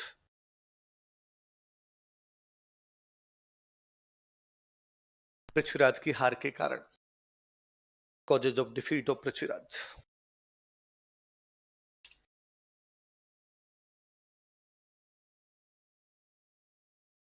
अभी हमने एक बात पढ़ी कि पृथ्वीराज की गुजरात वालों से नहीं बनती, पृथ्वीराज के महोबा वालों से नहीं बनती, पृथ्वीराज के कन्नौज वालों से नहीं बनती। इसलिए किसी भी राजा ने उसका साथ, देखो पृथ्वीराज के अपने पड़ोसी राज्यों के साथ विवाद चल रहे थे। Prithviraj had disputes with his neighbour states. Prithviraj के अपने पड़ोसी राज्यों के साथ विवाद चल रहे थे। Prithviraj had disputes with his neighbour states.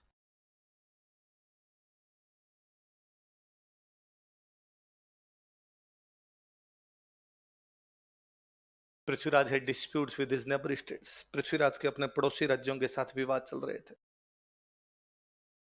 अतः किसी भी राजा ने पृथ्वीराज की गोरी के खिलाफ सहायता नहीं की। So no king help Prithviraj against गोरी।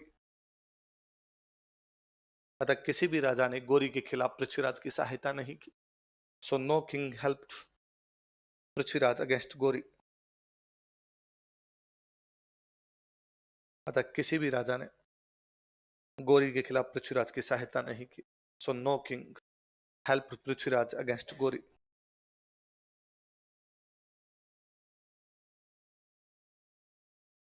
हम अभी कह रहे हैं कि भाई पृथ्वीराज ने अपनी सेना वापस लौटानी शुरू कर दी थी, इसलिए पृथ्वीराज की सेना गोरी के मुकाबले क्या हो गई थी? कम, क्योंकि उसके जो बाकी सेनापति थे बाकी बाउंड्री पर भेज दिए गए थे. देखो त्राइन के दूसरे युद्ध में, second battle of Tarain, Tarain के दूसरे युद्ध में, second battle of Tarain, Tarain के दूसरे युद्ध में, second battle of Tarain, Prithviraj की सेना गोरी के मुकाबले कम थी. Prithviraj had less army than Ghori. Prithviraj की सेना गोरी के मुकाबले कम थी. Prithviraj had less army than Ghori. Prithviraj की सेना गोरी के मुकाबले कम थी. Prithviraj had less army than Ghori. क्योंकि उसके अधिकतर सेनापति, because most of his commanders, क्योंकि उसके अधिकतर सेनापति, because most of his commanders,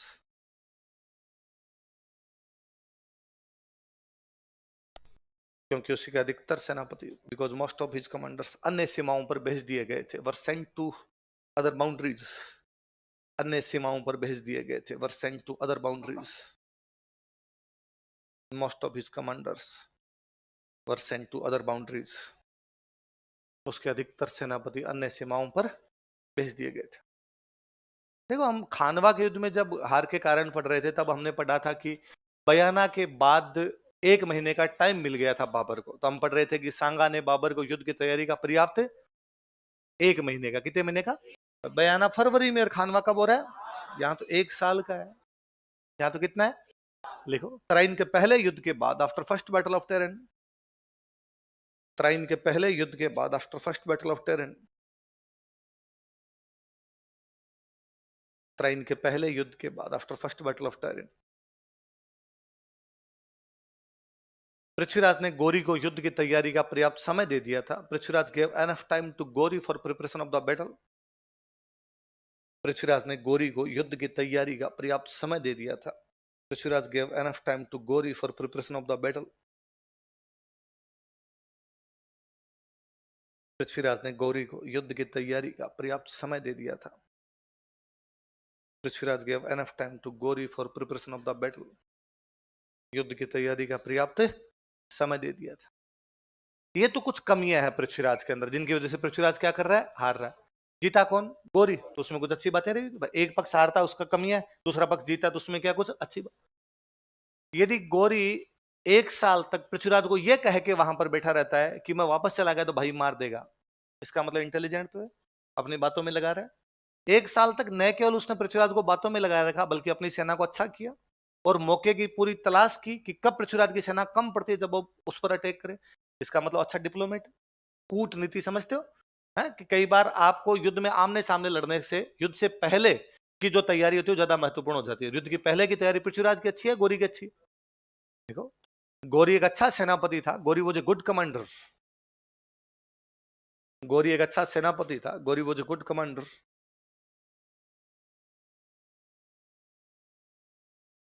तथा उसने अपनी कूटनीति से पृथ्वीराज को हरा दिया था. And he defeated Prithviraj by his diplomacy.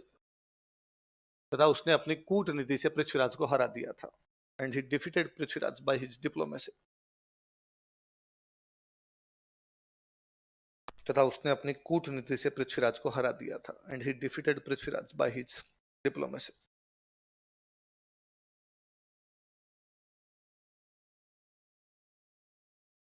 कूटनीति से पृथ्वीराज को हरा दिया था. 2 बातें सेम वही लिखेंगे जो हम खानवा में लिख रहे थे. काफी सालों तक ये हमारी कमी बनी रही थी कि बाहर के जो भी लोग आते थे वो घोड़े लेके आते थे. हमारे लड़ने का तरीका क्या था? हाथी. जब भारत भारत की लड़ाइयां होती तो हाथी हाथी लड़ रहे थे, बराबर का सा मामला होता था. पर जब घोड़ों और हाथियों की लड़ाई होती तो हमेशा मुकाबले में कौन जीते? घोड़े ज्यादा प्रभावशाली रहते. फिर मैंने हाथियों के साथ समस्या बताई थी. हाथियों के साथ समस्या होती है पागल होकर अपनी सेना को मार देते हैं. खानवा के युद्ध में तोपों का जैसे ही उन्होंने सुना, हाथियों के लिए आउट ऑफ सिलेबस हो गया था मामला. यहां पर अचानक सुबह सुबह अटैक हुआ तो हाथियों के नहीं समझ में क्या करना है, तो वो दौड़े दौड़े तो अपनी सेना को ही कुचल गए. दूसरा वही, उनके पास हल्के हथियार हुआ करते थे, हमारे हथियार भी कैसे थे? भारी. देख लो तुर्कों ने घोड़ों का प्रयोग किया था. Turk used horses. तुर्कों ने घोड़ों का प्रयोग किया था, टर्क्स यूज्ड हॉर्सेस। जबकि राजपूतों ने हाथियों का प्रयोग किया, अनलाइक एलिफेंट्स बाय राजपूत्स। जबकि राजपूतों ने हाथियों का प्रयोग किया, अनलाइक एलिफेंट्स बाय राजपूत्स।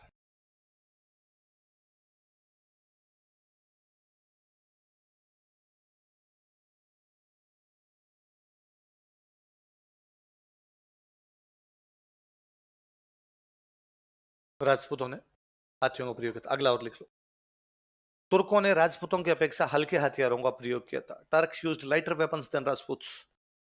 तुर्कों ने राजपूतों की अपेक्षा हल्के हथियारों का प्रयोग किया था, Turk used lighter weapons than Rajputs. Turks used lighter weapons than Rajputs. तुर्कों ने राजपूतों की अपेक्षा हल्के हथियारों का प्रयोग किया था, Turks used lighter weapons than राजपूत्स।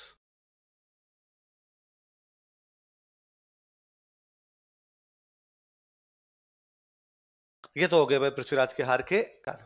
यह भी है कि त्राइन के युद्ध ने क्या महत्व छोड़ा इतिहास के अंदर, तो अगला लिखो।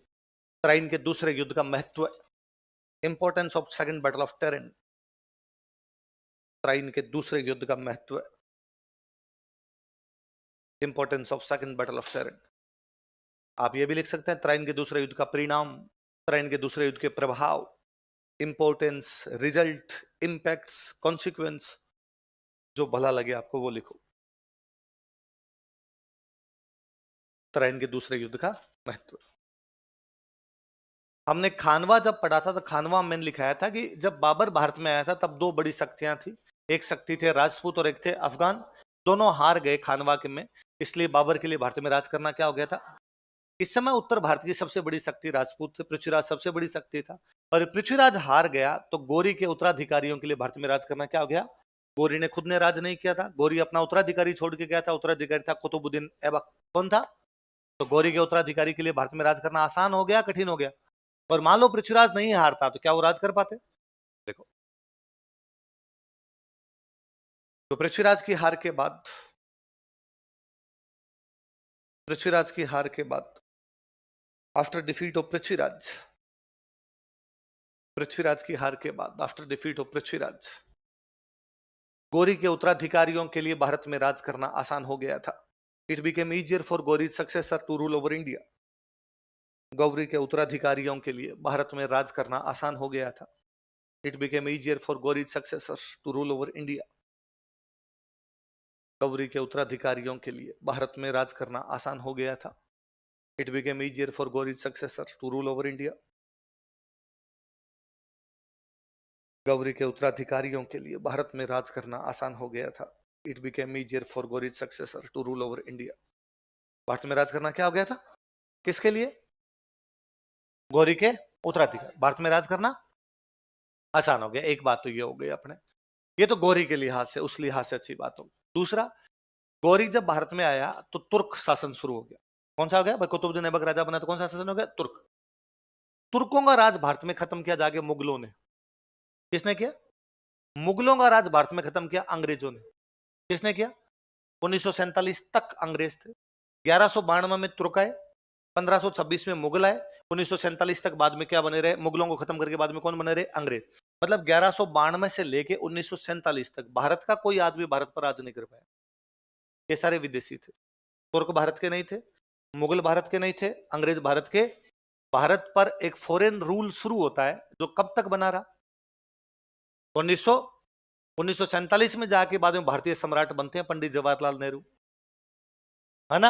और कई तो बाद में कहते हैं कि सर 47 में कहां बने, 2014 में बने जाके, नरेंद्र भाई, दामोदर भाई मोदी, है ना। तब तक ही बीच में कोई आया नहीं था।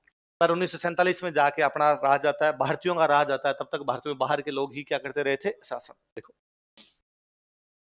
तराइन के दूसरे युद्ध के बाद, after second battle of Tarain, Tarain के दूसरे युद्ध के बाद, after second battle of Tarain, Bharat में विदेशी शासन का सिलसिला प्रारंभ हो जाता है। A series of foreign rule was initiated in India. Bharat में विदेशी शासन का सिलसिला प्रारंभ हो जाता है। A series of foreign rule was initiated, a series of foreign rule, a series of foreign rule was initiated in India. या ओवर इंडिया भारत पर विदेशी शासन का सिलसिला प्रारंभ हो जाता है, जो 1947 तक जारी रहा, विच कंटिन्यू टिल 1947, जो 1947 तक जारी रहा, विच कंटिन्यू टिल 1947। पृथ्वीराज चौहान का जो टाइम है ये राजपूतों का पीक है। इस समय पूरे उत्तर भारत में राजपूत राज कर रहे थे। इसके बाद दोबारा ऐसी स्थिति कभी भी नहीं। राजपूतों की राजनीतिक महत्वाकांक्षाएं बढ़ रही थी, वो उत्तर भारत में पूरे में राज कर रहे थे, उनका राज शायद और बढ़ता, लेकिन तुर्कों के आने के बाद उनके राज पे क्या लग गया, रोक लग गई। उसके बाद उनका राज कभी भी इतने बड़े क्षेत्र पर दोबारा नहीं हो पाया था। लिखो, राजपूतों की उभरती हुई राजनीतिक महत्वाकांक्षाएं समाप्त हो गई। Rising political ambitions of Rajputs ended. राजपूतों की उभरती हुई राजनीतिक महत्वाकांक्षाएं समाप्त हो गई। Rising political ambitions of Rajputs ended. राजपूतों की उभरती हुई राजनीतिक महत्वाकांक्षाएं समाप्त हो गई। Rising political ambitions of Rajputs ended, समाप्त हो गई। तथा पृथ्वीराज के बाद एंड आफ्टर पृथ्वीराज, तथा पृथ्वीराज के बाद एंड आफ्टर पृथ्वीराज कोई भी राजपूत राजा दिल्ली पर शासन नहीं कर सका। No Rajput king ruled over Delhi. कोई भी राजपूत राजा दिल्ली पर शासन नहीं कर सका। No Rajput king ruled over Delhi.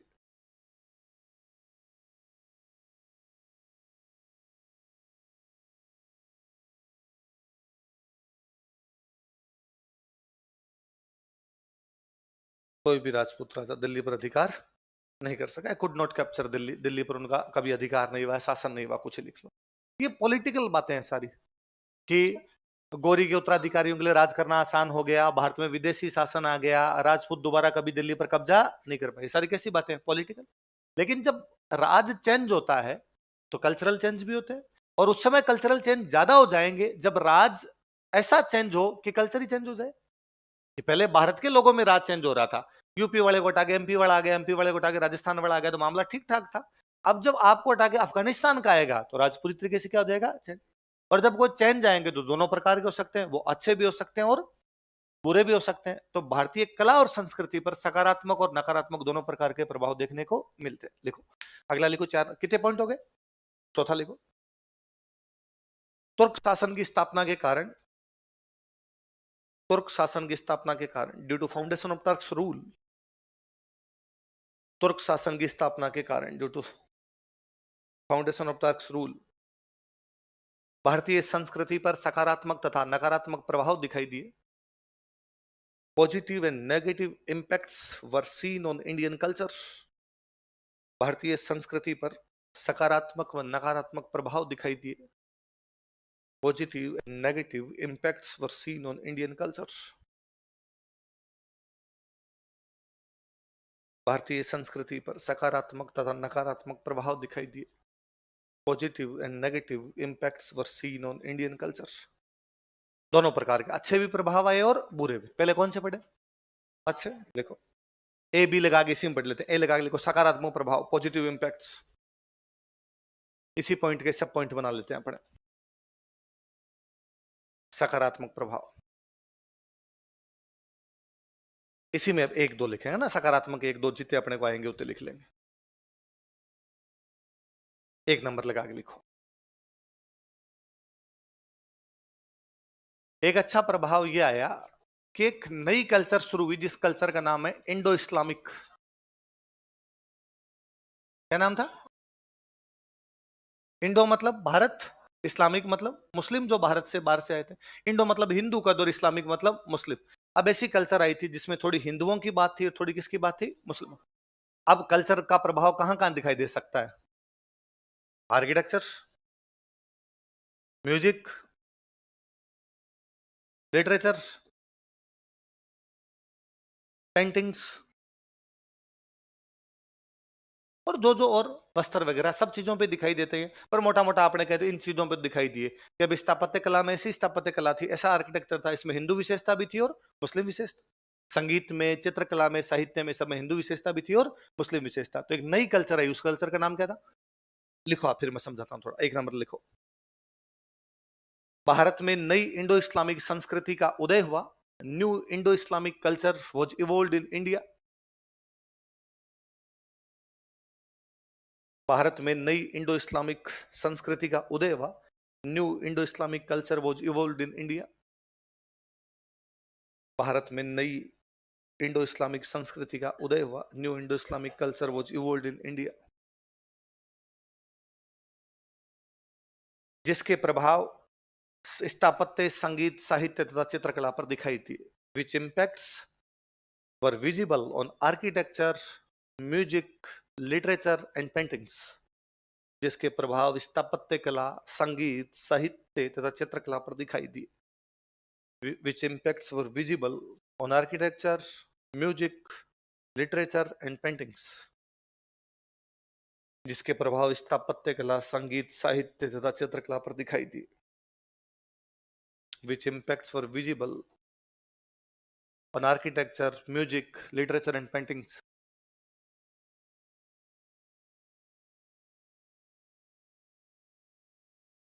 देखो अपने मैं थोड़ी बातें समझाता हूँ, लिखना नहीं।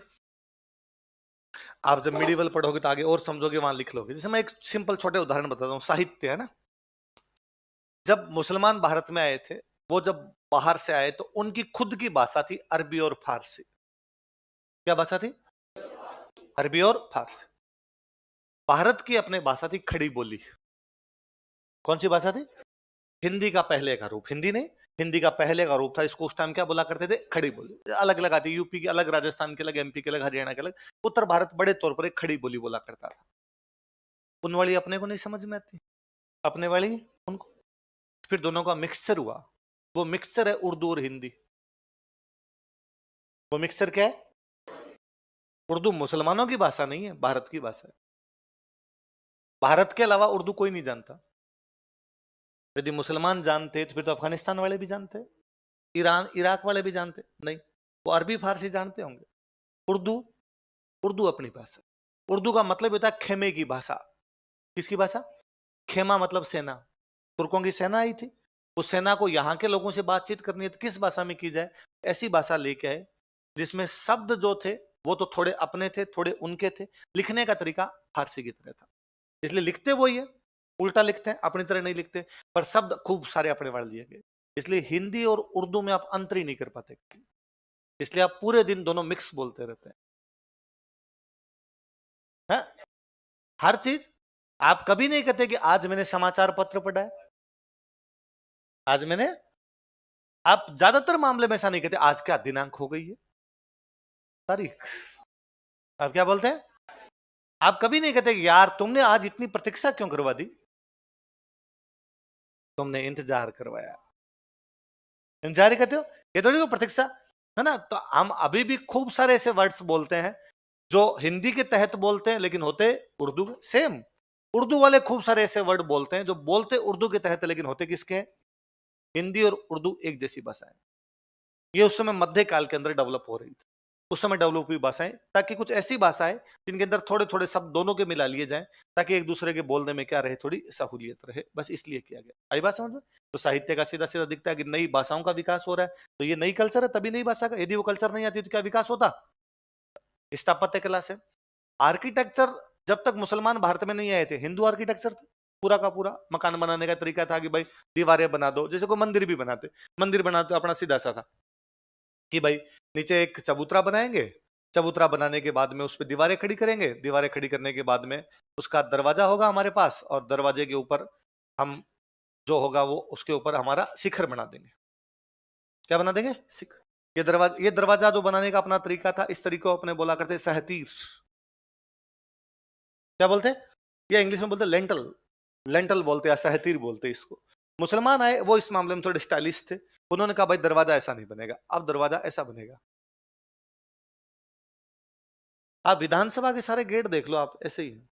आज भी शादी होती है तो जो टेंट लगता है आपने, उस टेंट का जो मुख्य दरवाजा होता है वो पूरा ऐसे होता है। अनार बांट रहे हैं, आपको खाओगे अभी क्लास में? है फिर ये पढ़ेंगे नहीं मेरे से। 15 मिनट ज्यादा नहीं लगे, चलो ठीक है ना। अब मैं देखो एक एग्जांपल देता हूं, इधर सुनना देखो। अरे खा नहीं पाओगे, छिला हुआ नहीं है, छिलना घर पे जाके उसको, अभी तो उसको लेके बैग में डालना है। पर मैंने शायद एक दिन पहले ही बात बताई थी कि या तो महाराजा जसवंत सिंह अफगानिस्तान से अनार लाए थे, या महाराजा दिलीप मेहता गांव से यहां अनार लाए। अपने बात की थी कि अपने एक दिन आएगा जब अनार महोत्सव मनाएंगे। अनार महोत्सव आज है।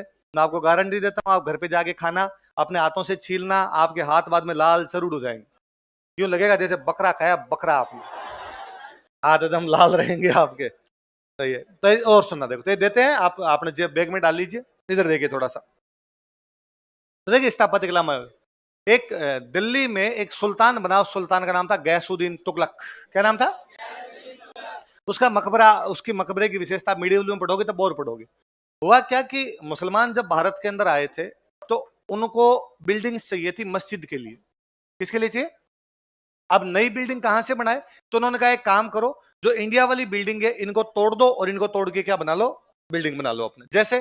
तो मान लो कोई संस्कृत पाठशाला थी तो उसकी दीवारें तो वही पड़ी रही, ऊपर से उसकी छत तोड़ी और छत तोड़ के उसका एक तो दरवाजा स्टाइलिश कर दिया थोड़ा, और दरवाजा स्टाइलिश करके उसके ऊपर गुंबद बना दिया। क्या बना दिया?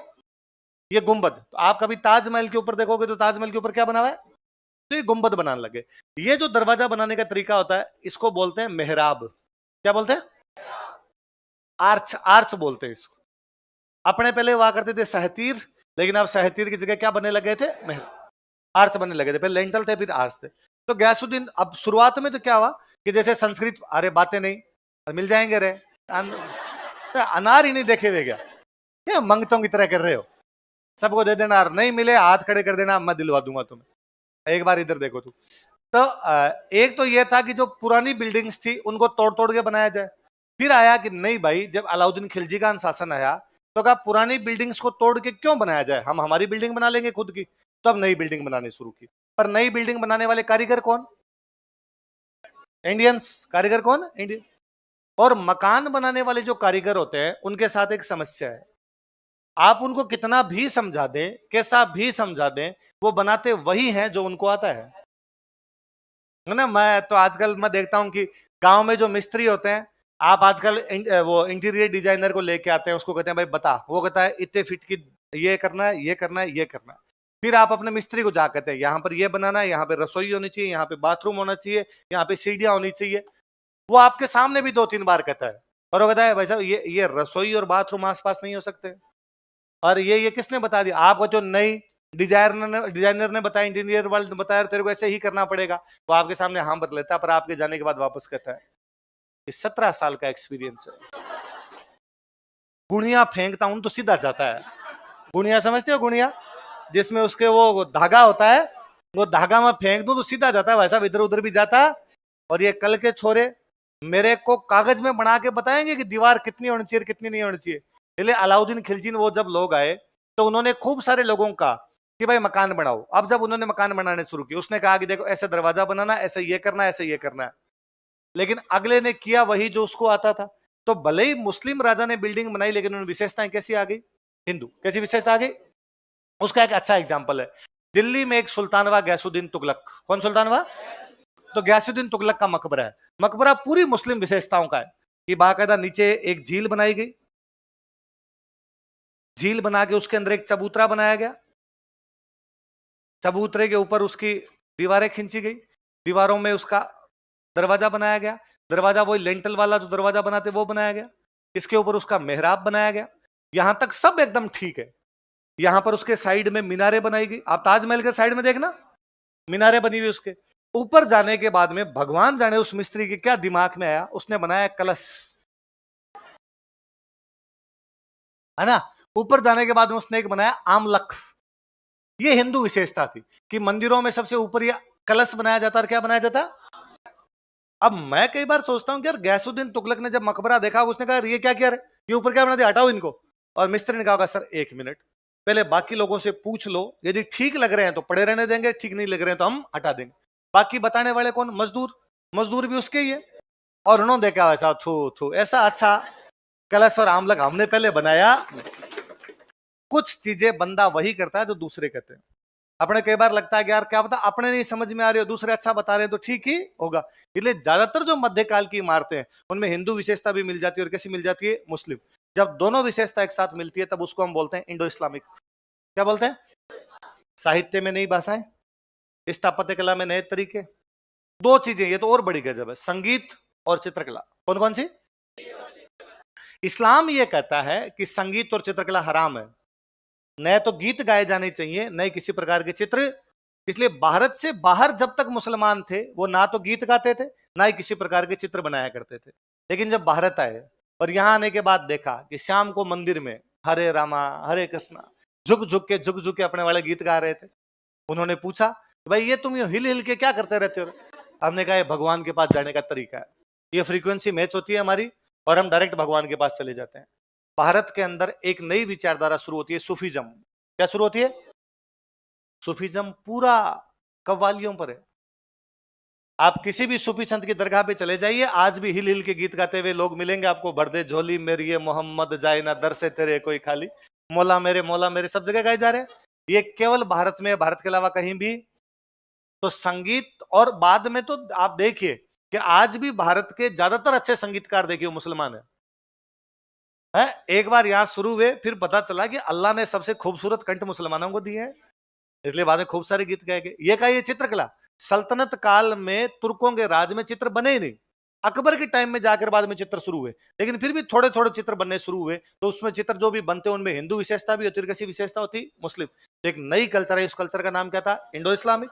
उसमें दोनों विशेषता थी, हिंदू और मुसलमान। उसके प्रभाव कहां कहां दिखाई दिए? साहित्य, स्थापत्य कला, संगीत और आई बात सुन कल्चर पे प्रभाव पड़ा। तो एक जगह प्रभाव और है धर्म। कहां पर आया? तो अपना भारत का धर्म कौन सा था? हिंदू। बाहर से एक धर्म आया, वो कौन सा हो गया? मुसलमान। दो धर्म हो गए।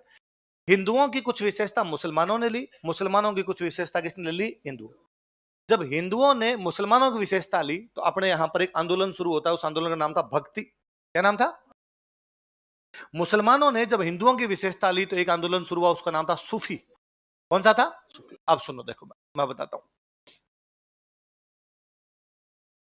हिंदुइज्म पूरी तरीके से संगीत पर, जो भक्ति भावना थी संगीत पर आधारित थी। भगवान के भजन गाइए, भगवान के भजन गाएंगे तो भगवान राजी होंगे, इसलिए सूफीज्म में भी वो भक्ति वाली बात है।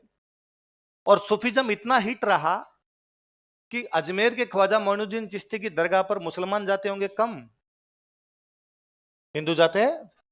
एक बार की हो सकता है आप कोई मस्जिद देखो और यदि आप हिंदू हो तो आपको लगेगा कि यार मस्जिद ये तो मुसलमानों की, अपने यहां पर नहीं है। पर पीर बाबा की दरगाह में हम ये नहीं सोचते।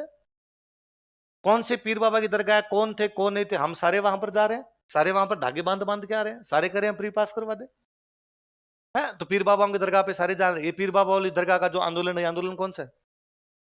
भारत में आके इस्लाम अपना एक लिबरल रूप लेता है। वो जो उसका लिबरल रूप था, उस रूप को क्या कहा जाता है? जिसमें हिंदुओं की खूब सारी विशेषताएं आ गई। ठीक ऐसा ही हुआ जब बाहर से तुर्क आए, तो तुर्कों ने हमारे यहाँ पर आके मंदिर तोड़ने शुरू किए, मूर्तियां तोड़ने शुरू की, क्योंकि वो मूर्ति पूजा करते नहीं थे। तो उनका ये मानना था जो मूर्ति पूजा करते हैं वो लोग भी सही नहीं है, हम इनको सिखाएंगे, अब मूर्ति पूजा क्या करवा देंगे? बंद। जब मूर्तियां टूटने लगी तो लोग बड़े दुख में गए। लोगों को लगा मूर्ति में अपना भगवान है, और यदि भगवान को तोड़ दिया, भगवान को नहीं बख्शा, भगवान भी खुद की रक्षा नहीं कर पा रहा, तो अपनी रक्षा कौन करेगा?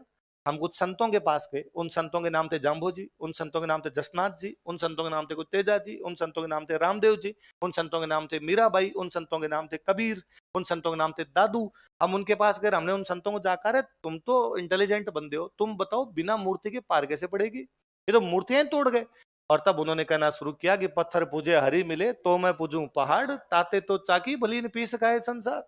पत्थर पूजे हरि मिले, यदि मूर्ति पूजने से भगवान मिलते हो तो मैं पूजूं पहाड़, तो पूरी झलना डूंगरी पूज दे। ताते तो चाकी भली, उससे अच्छा तो पत्थर की चाकी है। पी सकाए संसार, कम से कम आटा पीस के तो खा लेते हैं। मूर्ति में भगवान है, घट घट में भगवान है, कण कण में भगवान है। इसलिए भगवान की भक्ति के लिए आपको मंदिर जाने की आवश्यकता नहीं है, पंडित जी की आवश्यकता नहीं है, दान दक्षिणा की आवश्यकता नहीं है, मूर्ति की आवश्यकता नहीं है। घर पे बैठ के राम राम राम राम राम राम कर लोगे तो भी भगवान मिल जाएंगे। हमारे और भगवान के बीच में डायरेक्ट एक रिलेशन है, भक्त और भगवान के बीच सीधा संबंध है, उसके लिए बिचौलियों की कोई आवश्यकता, वो कहलाती है भक्ति। क्या कहलाती है? भक्ति करो, भगवान मिल जाएंगे। मंदिर जाने की आवश्यकता, मूर्ति पूजने की आवश्यकता, ये इस्लाम का सिद्धांत था, बिना मूर्ति के भगवान। ये कहीं ना कहीं कंसेप्ट इधर भी है आपने थोड़ा बहुत। तो हिंदुओं का मुसलमानों में जो प्रभाव दिखाई देता है वो तो है सूफी, मुसलमानों का हिंदुओं पर जो प्रभाव दिखाई देता है वो कौन सा है? 2 नंबर लिखो।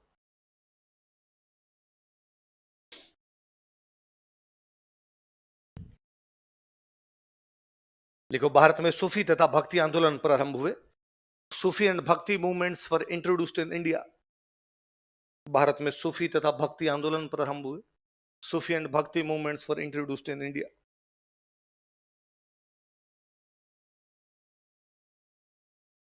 भारत में सूफी तथा भक्ति आंदोलन प्रारंभ हुए। सूफी एंड भक्ति movements were introduced in India. कौन से आंदोलन प्रारंभ हुए भारत में? सूफी और भक्ति। ये तो कैसे प्रभाव हो गए? सकारात्मक। अब लिखो नकारात्मक, नेगेटिव इंपैक्ट्स। हाँ, क्या नहीं समझ में आया? तुम खड़ा हो गए, पहले तू बता। सूफी का नॉर्मल तो मीनिंग होता है ऊन। क्या होता है? ऊन के कपड़े ओढ़ के बैठे रहते, उससे तसव्वुफ था, तसव्वुफ से शब्द बन गया सूफी। नाम में तो कतई नहीं जाना।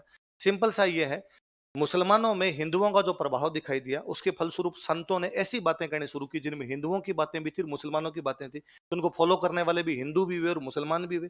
खूब सारे लोग जुड़े तो आंदोलन बन गया। उस आंदोलन का नाम क्या पड़ गया? कैसे कैसे हिंदुओं के अंदर मुसलमानों की कुछ बातें आई, वो आंदोलन क्या कहलाया? भक्ति, है ना। और भी कई सारी चीजें कारण जिम्मेदार है, पर एक कारण ये भी माना जाता है। तो कौन से आंदोलन शुरू हो गए भारत में? सूफी। अब लिख लो नकारात्मक है। आमलक तो आम, आम जैसी आकृति है आमलक। कलश, कलश जानेंगे? नकारात्मक। अब नेगेटिव बातें क्या सामने?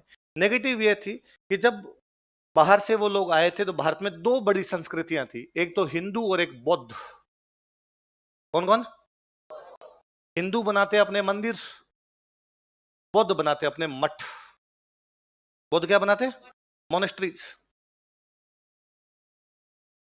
मठ बनाते। हिंदू क्या बनाते अपने? मंदिर। बाहर से जो लोग आए उनका मानना था कि मूर्ति पूजा होनी, दूसरे धर्म के लोग होने नहीं चाहिए, इसलिए उन्होंने हिंदुओं के मंदिर तोड़े, बौद्धों के क्या तोड़े? कोई चीज तोड़ेंगे तो ये पॉजिटिव बात है कि नेगेटिव? इससे कल्चर बढ़ेगी कि डिक्लाइन करेगी? देखो, तुर्कों ने हिंदू मंदिरों तथा बौद्ध मठों को तोड़ा। Turk demolished Hindu temples and Buddhist monasteries. तुर्कों ने हिंदू मंदिरों तथा बौद्ध मठों को तोड़ा। Turk demolished Hindu temples and Buddhist monasteries. Hindu मंदिरों तथा बौद्ध मठों को तोड़ा। Hindu temples and Buddhist monasteries.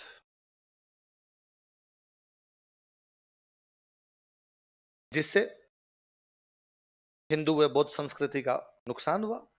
जिससे हिंदू व बौद्ध संस्कृति का नुकसान हुआ, which damaged Hindu and Buddhist culture. जिससे हिंदू व बौद्ध संस्कृति का नुकसान हुआ, विच डैमेज्ड, या हिंदू व बौद्ध संस्कृति को आघात पहुंचा, which damaged Hindu and Buddhist culture. Hindu व बौद्ध संस्कृति को आघात पहुंचा, नुकसान हुआ, कमी आई उसमें कहीं ना कहीं। हिंदू फिर भी संभल गए, लठ ले लिए, सामने खड़े हो गए कि मंदिर नहीं टूटने दें। हो सकता है सामने वाले कई बार तकड़े पड़े, तोड़ गए, लेकिन खूब सारी जगह उन्होंने मंदिर बचा भी। बौद्धों के साथ समस्या थी। बौद्धों का मूल सिद्धांत था अहिंसा। क्या था? और तुर्कों को अहिंसा का ए नहीं आता था, आगे आगे बढ़ जाता था। उनको केवल क्या आती थी? क्या विडंबना है कि जो धर्म भारत में शुरू हुआ वो भारत में नहीं है। बौद्ध भारत से शुरू हुए, नेपाल में है, भूटान में है, चाइना में है, श्रीलंका में है, बर्मा में है, इंडोनेशिया में, ताइवान में, हांगकांग में, मकाऊ में, कोरिया में, जापान में, थाईलैंड में, मलेशिया में, भारत में नहीं। अपनी मूल भूमि से कोई धर्म यदि उखड़ खड़ा हुआ तो उसमें तुर्कों का बड़ा योगदान है। बुद्धिस्ट कल्चर पूरी तरीके से भारत से क्या हो गई? या तो बुद्धिस्ट तिब्बत की तरफ चले गए, लामा उधर चले गए ज्यादातर जो थे, या वापस हिंदू ही बन गए। इधर ही आ गए कि बात ठीक है, इन वाले में आ जाते हैं, इधर अपने वाले में सीधी सीधी पार उनकी पड़े नहीं रहे। देख लो, 2 नंबर लिखो। 12वीं शताब्दी के बाद, आफ्टर 12th सेंचुरी एडी, 12वीं शताब्दी के बाद, आफ्टर 12th सेंचुरी एडी, बौद्ध संस्कृति भारत से लगभग समाप्त हो गई। Buddhist culture was almost vanished from India. बौद्ध संस्कृति भारत से लगभग समाप्त हो गई। Buddhist culture was almost vanished from India. बौद्ध संस्कृति भारत से लगभग समाप्त हो गई। Buddhist culture was almost वेनिश्ड from India. बौद्ध संस्कृति भारत से लगभग क्या हो गई, समाप्त हो गई। भारत के अंदर बौद्ध नहीं बचे बाद में इसका। हालांकि मुझे एक बड़ा ये भी लगता है कि उधर से जो लोग आ रहे थे, बाहर अरब से जो लोग आ रहे थे, वो भारत तक आए, मंदिर वंदिर तोड़ते हुए आए, बीच में जो कल्चर आई वो सारी मिट गई। अफगानिस्तान पूरी टाइम में किसी टाइम में बुद्धिस्ट था, खत्म ही हो गया, लड़ नहीं पाए, खत्म हो गए पूरी तरीके से। पाकिस्तान का एक बड़ा हिस्सा उधर चला गया। भारत में लोग लड़ लिए, भारत में लोग लठ लेके खड़े हो गए, इसलिए भारत में पूरी तरीके से सिस्टम चेंज नहीं हुआ। और भारत में इतना मुकाबला करना पड़ा उस बाहर वाली ताकत को कि वो भारत में ही रह गए, आगे नहीं जा पाए। इसलिए आगे वालों की कल्चर साबुत है।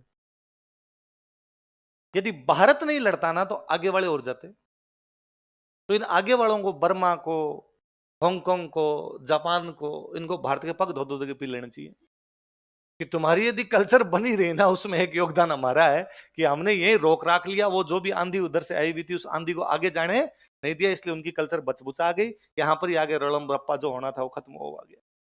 एक और गजब का नुकसान जो हुआ वो ये हुआ कि जब मंदिर तोड़े गए या मठ तोड़े गए, तो मंदिर और मठ हमारे लिए केवल पूजा का केंद्र नहीं थे। ये नहीं थे कि हम उनमें जाके अगरबत्तियां कर रहे थे। वो हमारी स्कूल्स थी, वो हमारे विश्वविद्यालय थे, वो उस समय के हमारे कॉलेज थे। पंडित जी उनमें बैठते थे। पंडित का मतलब ही विद्वान है। आज भले ही हम किसी जाति से जोड़ देते हैं, बाकी नॉर्मली पंडित का मतलब क्या है? पोथी पढ़ पढ़ जग मुआन पंडित भयानक कोई। इसका मतलब पोथी पढ़ने से पंडित बनता है। तो पंडित का मतलब क्या हुआ? विद्वान व्यक्ति। तो विद्वान लोग थे, वो पढ़ाया करते थे। जब मंदिर टूटे तो हमारा वो एजुकेशन सिस्टम जो था ना, वो पूरी तरीके से कोलैप्स कर गया।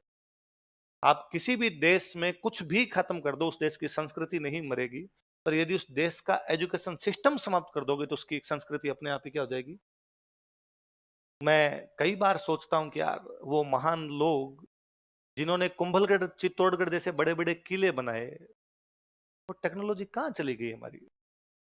वो किताबें जिनमें लिखा होगा कि वास्तुसार में क्या है, देवमूर्ति प्रकरण में क्या है, वो हमारी किताबें खो गई। इसलिए वो पूरी कल्चर ही चली गई। हम जानते नहीं उसके बारे में कि यार आगे कैसे होना था, कैसे नहीं होना था। मैं अभी इन पिछले 2-3 दिनों से अनुपम मिश्र सर को पढ़ रहा था। अनुपम मिश्र भारत के एक बहुत अच्छे पर्यावरणविद हुए, जिन्होंने जल पर बहुत अच्छा लिखा, पर्यावरण पर बहुत अच्छा लिखा। तो मैं आज ही उनकी कोई एक लाइन पढ़ रहा था, तब मैं पढ़ रहा था कि दुनिया में जहां जहां मरुस्थल है वहां वहां जनसंख्या नहीं रहती। अपवाद है राजस्थान, ये मरुस्थल है फिर भी एक बड़ी जनसंख्या वहां पर रहती।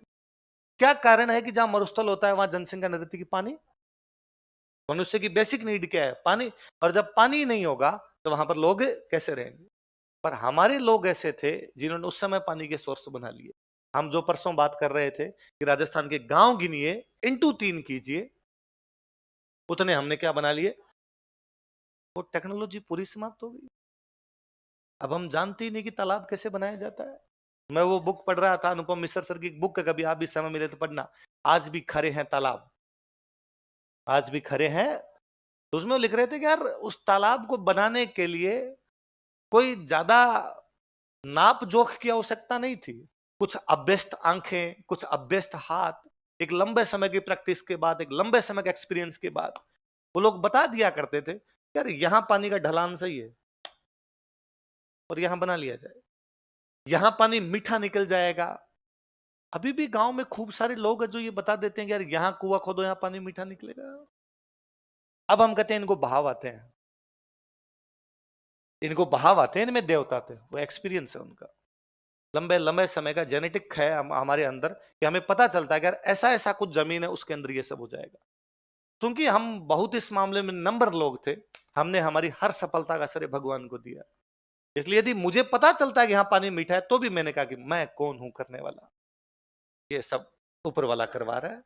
बाबू जी महाराज की, तेजा जी महाराज की, रामदेव जी महाराज की छाया आती है और वो मेरे को बताते हैं यहाँ पर पानी मीठा है, यहाँ पर नहीं है ना। हम उन देवताओं से दौड़ लेते हैं या देवताओं से शक्ति प्राप्त करके वो बताते होंगे हम, पर पता तो चलता है ना। आज भी जब पता चल रहा है तो पहले तो खूब सारे लोगों को पता चलता है। और आज भी आप तो पुराने तालाब देखिए जाके, आप राजसमंद झील यदि 500 साल के बाद आज भी पड़ी है, जयसमंद झील इतने सालों के बाद आज भी पड़ी है, कुंभलगढ़ का किला कौन कब बनवा के गया हमें नहीं पता, पर दीवारें टूटने का नाम नहीं ले रही।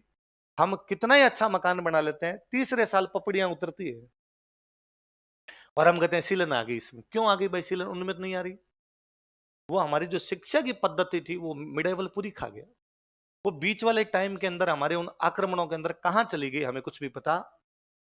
बीच में वाले में चली गई, अंग्रेजों ने आगे वापस संभालने की कोशिश की तो उन्होंने अपनी लगा दी।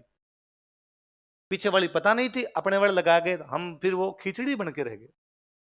इसलिए हमारा जो कोई शहर है, उस शहर में बीच में कहीं कोई तालाब रहा होगा। धीरे धीरे वो तालाब, हम पहले हर साल उस तालाब की सफाई करते होंगे, धीरे धीरे उस तालाब की सफाई करनी हमने बंद कर दी, तो तालाब भर गया। भर गया तो उसके ऊपर हमने मकान बना लिए, उसके ऊपर हमने बिल्डिंग्स खड़ी कर ली। अब हम कहते हैं कि शहर में वर्षा के दिनों में पानी भर जाता है। अरे वो तालाब था, पानी आएगा वहां, किसी भी प्रकार से पानी रुकेगा। जमीन की ढाल तो वही है, आप जमीन की ढाल कैसे खत्म कर दोगे? पहले यहां पर पानी इकट्ठा होता था, फिर मैंने कहा कि इसको, जहां पर ये पानी इकट्ठा होता वहां पे तालाब था, मैंने कहा इसमें मिट्टी डालो और मिट्टी डाल के इस पे एक बिल्डिंग बना दो। मैंने बिल्डिंग बना दी, पर पानी का प्रवाह तो यही रहेगा। फ्लो कैसे तोड़ दूंगा मैं पानी का? बारिश कम हुई तो चूंकि पानी का प्रवाह भी कम होने लग गया, पानी का प्रवाह कम होने लग गया तो हमें लगा ठीक है थोड़ा बहुत पानी बरसात के दिनों में था हम निकाल देंगे। बाड़मेर में एक साल बाढ़ आ गई, बहा के ले गया सब कुछ। क्योंकि पानी अपना मार्ग कभी नहीं भूलता, वो अपना मार्ग जानता है। वो 1000 साल बाद में भी आएगा तो उसी मार्ग से आएगा, दूसरे मार्ग से नहीं आएगा। आपने मकान बना लिए थे, आपने उसका रास्ता रोक लिया तो उसने कहा रास्ता नहीं रोकने दूंगा मैं, मेरे रास्ते में जो आएगा मैं उखाड़ फेंकूंगा उनको। एजुकेशन सिस्टम पूरा स्पॉइल कर दिया गया हमारा। तो ये जो हम कहते हैं कि अजमेर में एक संस्कृत पाठशाला थी, उसका नाम था सरस्वती कंठाभरण, तोड़ दी गई। एजुकेशन ही तो खत्म हुई है। हम, मैं आगे पढ़ाऊंगा तब हम पढ़ेंगे। जालोर में जगह भीनमाल यूनिवर्सिटी थी उस टाइम, यहाँ की यूनिवर्सिटियां खत्म की है। हम पढ़ेंगे धारा नगरी, धारा नगरी पढ़ेंगे हम कि आपके मालवा के अंदर धारा नगरी नाम की जगह है, वहां पर सरस्वती पाठशाला हुआ करती थी, वो तोड़ दी गई थी। और बड़ा सा उदाहरण, ये नाम आपने नहीं भी सुन, नालंदा। नालंदा, नालंदा विश्वविद्यालय में, नालंदा विश्वविद्यालय वो विश्वविद्यालय था जिसमें उस समय आर्ट्स, कॉमर्स और साइंस अलग अलग थी, जिसमें उस समय हॉस्टल फैसिलिटी थी, जिसमें उस समय इंट्रेंस एग्जाम हुआ करता था और एग्जाम को 10 में से 2 लोग ही पास कर पाते थे। 8 तो इंट्रेंस एग्जाम में फेल हुआ करते थे उसके। उस नालंदा विश्वविद्यालय में तिब्बत से, बर्मा से, मलेशिया से, इंडोनेशिया से, बाहर से लोग पढ़ने के लिए आते थे। उस नालंदा विश्वविद्यालय में इतनी किताबें थी कि जब बख्तियार खिलजी ने उसके आग लगाई तो 6 महीने तक आग नहीं बुझी। 6 महीने तक वो धुक धुक करता रहा था वहां पर। कितनी ज्ञान की कितनी सारी किताबें समाप्त कर दी होगी। उस ज्ञान को हम कंटिन्यू नहीं कर पाए, हमारी शिक्षा व्यवस्था का पूरी तरीके से क्या हो गया, पतन। देखो तीसरा लिखो, तुर्कों ने हमारे शिक्षण केंद्रों को तोड़ दिया था। टर्क डिस्ट्रॉयड अवर एजुकेशन सेंटर्स या स्टडी सेंटर्स। तुर्कों ने हमारे शिक्षण केंद्रों को तोड़ दिया था। टर्क डिस्ट्रॉयड अवर स्टडी सेंटर्स, जिससे हमारी शिक्षा व्यवस्था का पतन हुआ। विच डिक्लाइंड अवर एजुकेशन सिस्टम, जिससे हमारी शिक्षा व्यवस्था का पतन हुआ। विच डिक्लाइंड अवर एजुकेशन सिस्टम।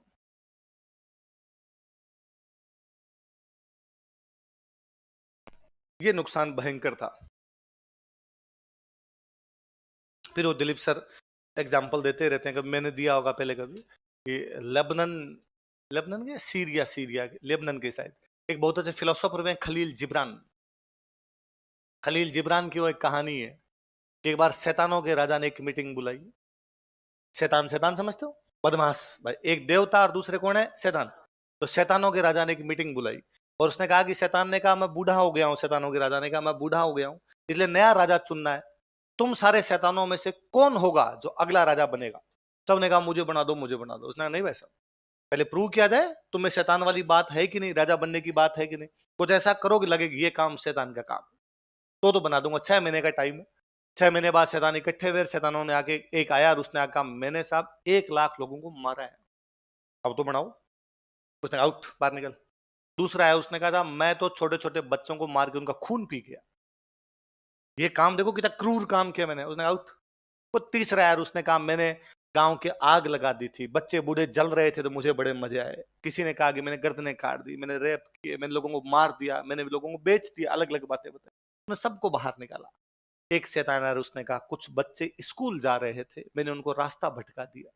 शैतानों के राजा ने कहा तुम असली शैतान हो। जो आपको पढ़ने से रोके, वो जो आपको शाम को आके भाई एक दिन में क्या बिगड़ता है यार, आज तो सैटरडे है, आज तो चिल किया ही जा सकता है, वो कौन है? आई बात समझ में? तो जो पढ़ने से रोके वो कौन है? मारने पीटने जलाने से नहीं, पढ़ाई से कोई रोक देता है आपको, एजुकेशन से रोक देता है। तुर्क इस मामले में शैतान निकले, और तुर्कों ने आके अपने पूरे स्कूल तोड़ दिए। ये उस टाइम के कोरोना थे, जब कोरोना ने स्कूल बंद किया आपके, इन्होंने भी क्या कर दिए थे उस टाइम आगे सारे के सारे, क्या पढ़ते रहते फालतू की चीजें, कोई नहीं पढ़ना। मुझे लगता है टाबर तो राजी होंगे, टाबर को मजे आ गए, स्कूल जाना पड़ेगा। अरे हम लंबे सीनियरियों में जब हम देखते हैं तब लगता है कि नहीं यार, बिना एजुकेशन के कुछ भी नहीं। और किसी भी देश को जब उसके एजुकेशन से काट दिया जाए तो देश कभी भी उतनी प्रगति नहीं कर पाएगा जितनी की जानी चाहिए। तो मिडिवल हमारे लिए इस मामले में खतरनाक रहा कि एजुकेशन पूरी तरह से स्पॉइल हो गई। अंग्रेजों वाले मामले में एजुकेशन तो आई वापस, पर एक नई प्रकार की आ गई जिसमें हम अभी तक भी एडजस्ट नहीं कर पा रहे, कि उसके अंदर हमारी वाली चीजें दूसरे वाली चीजें वो मिक्स नहीं कर पा रही आपस के अंदर। हमारी जो पुरानी चीजें थी वो पुरानी पूरी तरह से कोलैप्स कर गई। उन किताबों में क्या था, आज जब वो वेद पुराण उपनिषद या उस टाइम का जो फिलोसॉफी देखते हैं तब लगता है कितने इंटेलिजेंट लोग थे जिन्होंने उस समय वो सारी बातें बता दी। आप साउथ इंडिया देखिए, कभी नॉर्थ इंडिया में देखा सारे मंदिर तोड़ दिए अपने, साउथ इंडिया में अभी तक पड़े हैं, क्योंकि नॉर्थ इतना लड़ा कि साउथ की तरफ वो गए नहीं ना। ये भी साउथ को नॉर्थ का वरदान है कि नॉर्थ खूब लड़ लिया, नॉर्थ लड़ा तो फिर उनको उधर जाने का ज्यादा मौका मिला नहीं। अब साउथ इंडिया के वो देखिए, एक पहाड़ लिया भाई। नॉर्मली हम मकान कैसे बनाते हैं, हम मकान बनाने का तरीका होता है नींव, उसमें पत्थर या उसमें ईंटें, फिर वो भर गया, फिर भरने के बाद चबूतरा, चबूतरे के ऊपर दीवारें, दीवारों के ऊपर छत, छत के ऊपर दूसरा मकान। यही तो तरीका है, नीचे से ऊपर। साउथ इंडिया के मंदिर ऊपर से नीचे है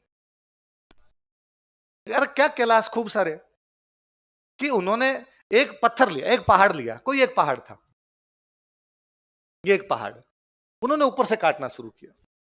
यहीं से इसका शिखर बनाएंगे, यहीं से इसकी दीवारें बनाएंगे, यहीं से इसका दरवाजा बनाएंगे, यहीं से इसकी मूर्ति बनाएंगे, यहीं से इसका प्रदक्षिणा पथ बनाएंगे, यहीं से इसका नीचे कोई चबूतरा बनाएंगे, यहीं से इसकी सीढ़ियां बनाएंगे। एक ही बाटा है, दूसरा कुछ ही नहीं, उसी को काट रहे हो। और कितने मजबूत बनाए कि जो एलोरा वाला मंदिर है इसको तोड़ने के लिए औरंगजेब ने सेना भेजी, सेना वापस आई और उसने कहा नहीं टूट रहा। 3 साल लगे, उसके बावजूद वो टूटा नहीं। उन्होंने वापस आकर वैसा नहीं पार पड़ रही, औरंगजेब ने कहा वाह वापस आ जाओ, नहीं पार पड़ रही तो फिर छोड़ देते हैं। भोपाल, भोपाल का नाम भोपाल इसलिए क्योंकि यहाँ पे ताल था, है ना। भोज ने ताल बनाया था, इसलिए नाम था भोजताल। क्या नाम था? भोजताल, भोजताल, भोजताल, भोजताल करते करते वो भोपाल कर गए। इसलिए आज भी बोलते हैं कि ताल में सबसे अच्छा कोई ताल है तो भोपाल है। तो ताल था वहां पर। होसंगसा, होसंगसा नाम पड़ता है। होसंगसा उस ताल को तुड़वाता है, बरसों लगे थे, पूरी पूरी सेना लगाई तब ताल टूटा, वरना ताल नहीं टूटता उससे। तो कितना आर्किटेक्चर था उनके पास में, क्या कैसे बना के गए होंगे, उनसे टूट नहीं रहा था। और छोड़िए, आप तो बावड़ियां देखिए, बावड़ी नॉर्मल पानी के लिए होता है। आप तो ये देख लीजिए, कभी आभानेरी जाइए, चांद बावड़ी है ना, या कभी आमेर जाइए, पन्ना मीना की बावड़ी है। उल्टी बना दी उन्होंने, उल्टा मंदिर। भाई नॉर्मली मंदिर क्या होता है, ये है,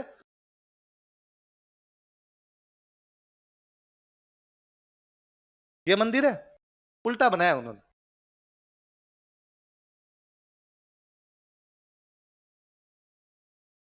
बावड़ी है, उल्टा खोद दिया। क्या टेक्नोलॉजी थी उन लोगों के पास में, कैसे कर गए वो ये सब चीजें। न तो उनकी किताबें हैं, न वो एक्सपीरियंस उनका उनके साथ ही चला गया, तो वो जो वर्बल हो सकता था वो भी समाप्त हो गया। एजुकेशन सिस्टम पूरा चेंज हो गया तो वो भी समाप्त हो गया। किताबें उनकी बची नहीं तो उनके बारे में हमें कोई भी जानकारियां। तो ये सबसे भयंकर नुकसान था कि जब एजुकेशन टूटती है तो उससे ये नुकसान। मैं एक बार लामाओं के बारे में पढ़ रहा, लामा होते हैं लामा, तिब्बत वाला लामा, कितना सच्चा कितना झूठा, पर लामाओं की कहानी थी। उस लामाओं की कहानी में था कि अंग्रेज लामाओं के ऊपर रिसर्च कर रहा है। लामा मतलब बुद्धिस्ट जो है ना, भिक्षु जो ये होते हैं, संत होते हैं तिब्बत के अंदर। तो लामा सुबह उठता है, सुबह उठ के अपना योगा वोगा करता है, मंत्र वंत्र पढ़ता है, फिर बैठ जाता है। दिन में खाना वाना खाता है, शाम को फिर थोड़ी बहुत भगवान बुद्ध की किताबें तो पढ़ता है, अगले दिन फिर वैसा करता है। तो एक अंग्रेज ने एक दिन कहा गिरा, सारे दिन ये चोटी बढ़ा के बैठे हुए हो तुम लोग, और ये मंत्र पढ़ लेते हो, थोड़ा बहुत योगा वोगा कर लेते हो, क्या होता है इससे? तुम कोई नई दुनिया में जो चल रहा है इसके बारे में भी कुछ जानते हो क्या? तो उस्लामा ने कहा चिल कर, तुझे क्या करना है, रिसर्च करना है कर, देख जो लिखना है वो लिख ले, चला जा। अंग्रेज कई दिन बैठा रहा, तो एक दिन उस्लामा ने उसको आगे ले, ऊपर पहाड़ पे चलते हैं। उस पहाड़ पे ऊपर लेके गया, ऊपर ले जाके उसने एक बड़ा सा पत्थर पड़ा था, इस पत्थर को सरका। अंग्रेज ने कहा दिमाग खराब है, ये कोई 10-20 टन का पत्थर है, कैसे सरका सकता? अरे जोर तो लगा, लगा से जोर लगाया, पूरा जोर लगा। उसने कहा तो इधर उधर हिले गए नहीं, इतना भारी पत्थर यार कैसे हिल सकता है? 1 क्विंटल का आदमी है, उसे 1 क्विंटल का दे दिया जाए तो भी सरकाने में जोर आए, तो 10-20 टन का है। उसने कहा 2 मिनट रुक। उस लामा ने 2-1 मिनट तक कोई मंत्र पढ़ा, फिर कहा अब कर इसको। उसने उठा लिया उसको, पत्थर को। उसने बाद में कहा रख दे, उसने रख दिया। उसने 2 मिनट बाद में कहा अब कर, उसने कहा नहीं हो रहा। उसने लामा से पूछा कि तूने क्या किया था कि 2 मिनट के लिए मेरे हाथ में आ गया? उसने कहा मैंने ग्रेविटी खत्म कर दी इसकी। भाई गुरुत्वाकर्षण से ही तो है, तभी तो वस्तुओं में बाहर है, वो समाप्त कर देंगे तो बाहर ही नहीं है। उसने कहा मैंने मंत्र बोला यहाँ की ग्रेविटी खत्म कर दी थी। उस अंग्रेज ने कान पकड़े। ये एजुकेशन है साहब, पूरी चली गई। ये आपके त्राइन के दूसरे युद्ध का क्या हो गया महत्व। अब लिखो पृथ्वीराज की सांस्कृतिक उपलब्धियां, कल्चरल अचीवमेंट्स ऑफ पृथ्वीराज।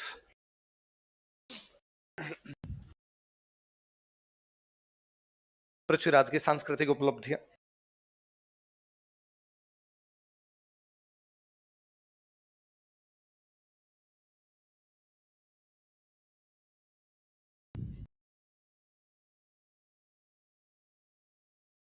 एक नया डिपार्टमेंट बनाया, उस डिपार्टमेंट का नाम था कला व संस्कृति विभाग। कौन सा विभाग बनाया?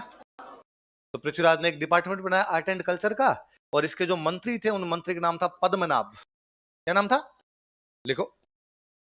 कला व संस्कृति विभाग की स्थापना की, he set up art and culture department. कला व संस्कृति विभाग की स्थापना की, he set up art and culture department.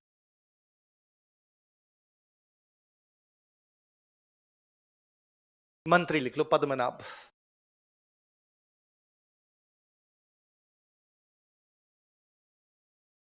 मंत्री कौन है?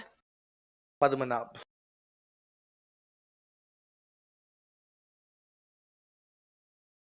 मंत्री कौन है इसका? तब मैं कई बार जब पृथ्वीराज के बारे में सोचता हूं तब मुझे लगता है कि यार पृथ्वीराज के बारे में नॉर्मली हम तीसरी क्लास से लेके अब तक भी पढ़ते हैं, तो अपने दिमाग में कि पृथ्वीराज वो महान राजा था, इसने त्राइन में युद्ध लड़े, गौरी को हराया था, इस प्रकार की बातें। पर मेरा ध्यान दूसरी चीज पर जाता है कि पृथ्वीराज 26 साल की उम्र में मर गया था। 1166 में उसका जन्म है भाई, 1177 में जब वो राजा बना तब कितने साल का? 11। तो 66 में उसका क्या है? जन्म। 1192 में मर गया, कितने साल की उम्र है? 26। 26 साल के युवक को यह भी पता था कि आर्ट एंड कल्चर के लिए डिपार्टमेंट बनाना है। जो लोग लीक से हटके काम करते हैं वो याद किए जाते हैं। राजा योद्धा के रूप में याद किया जाए तो विग्राज चतुर्थ पृथ्वीराज से भी बड़ा है, पर हम विग्राज चतुर्थ को तब तक नहीं जानते जब तक हिस्ट्री ना पढ़े। हम पृथ्वीराज को तब भी जानते हैं जब हम हिस्ट्री पढ़ते। इसका मतलब उसने आज के 900 साल पहले कुछ ऐसा अलग काम किया होगा कि आज भी हमारे दिमाग से निकलता नहीं है। उन अलग काम में एक ये है कि 26 साल का युवक सोच रहा था कि आर्ट एंड कल्चर के लिए डिपार्टमेंट क्या होना चाहिए? अलग। दिल्ली के पास में किला बनाया, उस किले का नाम था पिथौरागढ़। क्या नाम था? लिखो। दिल्ली के समीप पिथौरागढ़ का निर्माण करवाया, ही बिल्ट पिथौरागढ़ नियर दिल्ली। दिल्ली के समीप पिथौरागढ़ का निर्माण करवाया, ही बिल्ट पिथौरागढ़ नियर दिल्ली। दिल्ली के समीप पिथौरागढ़ का निर्माण करवाया, ही बिल्ट पिथौरागढ़ नियर दिल्ली। दरबारी विद्वान लिख लो। एक बंदे का नाम तो अपने पढ़ा हुआ है, चंद बरदाई। चंद बरदाई का वास्तव में नाम क्या है? पृथ्वी भट्ट। वो कौन सी? ये भी अपनी पढ़ी हुई है, पृथ्वीराज रास।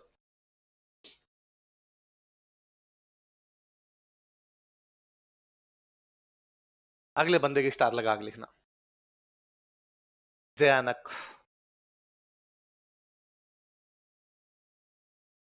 और इस जयानक की वो फेमस किताब है जो आप लगातार पढ़ते आ रहे हैं, पृथ्वीराज विजय। कश्मीरी ब्राह्मण था, इसने ये शानदार किताब लिखी। तो पृथ्वीराज रासो और पृथ्वीराज विजय दोनों में से यदि कोई हिस्ट्री के लिहाज से अच्छी बुक मानी जाती है तो वो कौन सी मानी जाती है? पृथ्वीराज विजय ज्यादा अच्छी मानी जाती है। 3-4 विद्वान और थे जिनकी किताबों का हमें नहीं पता, पर इसके दरबार में थे, तो याद रखना।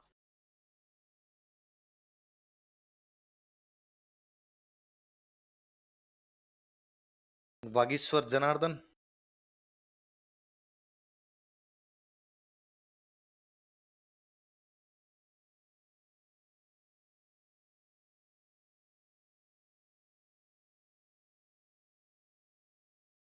विद्यापति गौड़,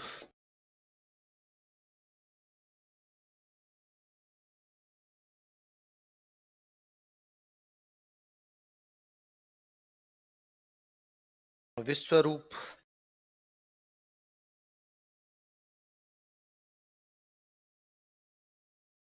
और आसाधर।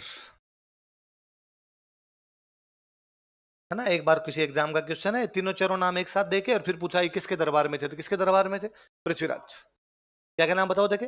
वागीश्वर जनार्दन, विद्यापति गौड़, विश्वरूप और आसाधर। चंद्रबरदाई ने कौन सी बुक लिखी? पृथ्वीराज रासो। जयानक ने कौन सी बुक लिखी? तो बहुत अच्छी किताब है, खूब सारी बातें बताती है। पर जयानक वाली पृथ्वीराज विजय में एक समस्या है कि पृथ्वीराज विजय 1191 पे जाके समाप्त हो जाती है। कहां पे जाके समाप्त हो जाती है? 1191 में त्राइन का पहला युद्ध हुआ, पृथ्वीराज जीत गया, हैप्पी एंडिंग। ये त्राइन के दूसरे युद्ध के बारे में लिखता ही नहीं है। यदि ये त्राइन के दूसरे युद्ध के बारे में लिखता तो हमें ज्यादा सच्चाई पता होती कि पृथ्वीराज की मृत्यु कैसे हुई थी। तब ये ऐसा माना जाता है कि शायद पृथ्वीराज को यहां से पकड़ के ले गए तो बहुत बुरा मारा होगा उन्होंने, इसलिए जयानक लिखना ही नहीं चाहता। वो अपने हीरो के बारे में कोई भी बुरी बात करना उसके जीव ही नहीं मान रहा। ये कुछ वैसा ही है जैसे एम एस धोनी वाली मूवी है। एम एस धोनी वाली मूवी आई थी 2016 में। कब आई थी? एंड होती है 2011 पर। 2011 में धोनी वर्ल्ड कप जीतता है, बस वो लास्ट सीन है उसका कि उधर धोनी बैटिंग कर रहा है, रवि शास्त्री की कमेंट्री सुनाई देती है कि धोनी छक्का मारता है, Dhoni finishes in his style, party begins in the वो ड्रेसिंग रूम। बस इतना ही आता है, उसके बाद मूवी क्या हो जाती है? समाप्त। 2011 से 2016 के बीच का धोनी की कोई भी जानकारी इस मूवी में, क्योंकि धोनी रन नहीं बनाए, इसलिए मूवी वाला भी धोनी के बारे में वो बातें बताना हैप्पी एंडिंग करो यार, जीत गए बस खत्म। तो जयानक भी वहां पे ले जाके छोड़ देता है। देखो पृथ्वीराज की उपाधियां, टाइटल्स ऑफ पृथ्वीराज। कौन सा किला बनाया? अभी किला लिखा हमने पिथौरागढ़, इसलिए उपाधि है राय पिथौरा। क्या उपाधि है? राय। पिथौरा का राय, राय मतलब राजा। एक उपाधि है दल पुंगल। दल का मतलब होता है सेना, पुंगल का मतलब जीतने वाला। जैसे हम पढ़ते हैं दल थम्बन, जैसे हमने एक पढ़ा होगा विजय कटकातु, तो कटक कटक का मतलब सेना, दल का मतलब भी सेना। दल पुंगल सेना जीतने वाला, एक प्रकार से सेनाओं का विजेता, युद्ध का विजेता। तो दो उपाधि क्या क्या बताओ देखे? राय पिथौरा और दल। पानी वानी पिया हुआ।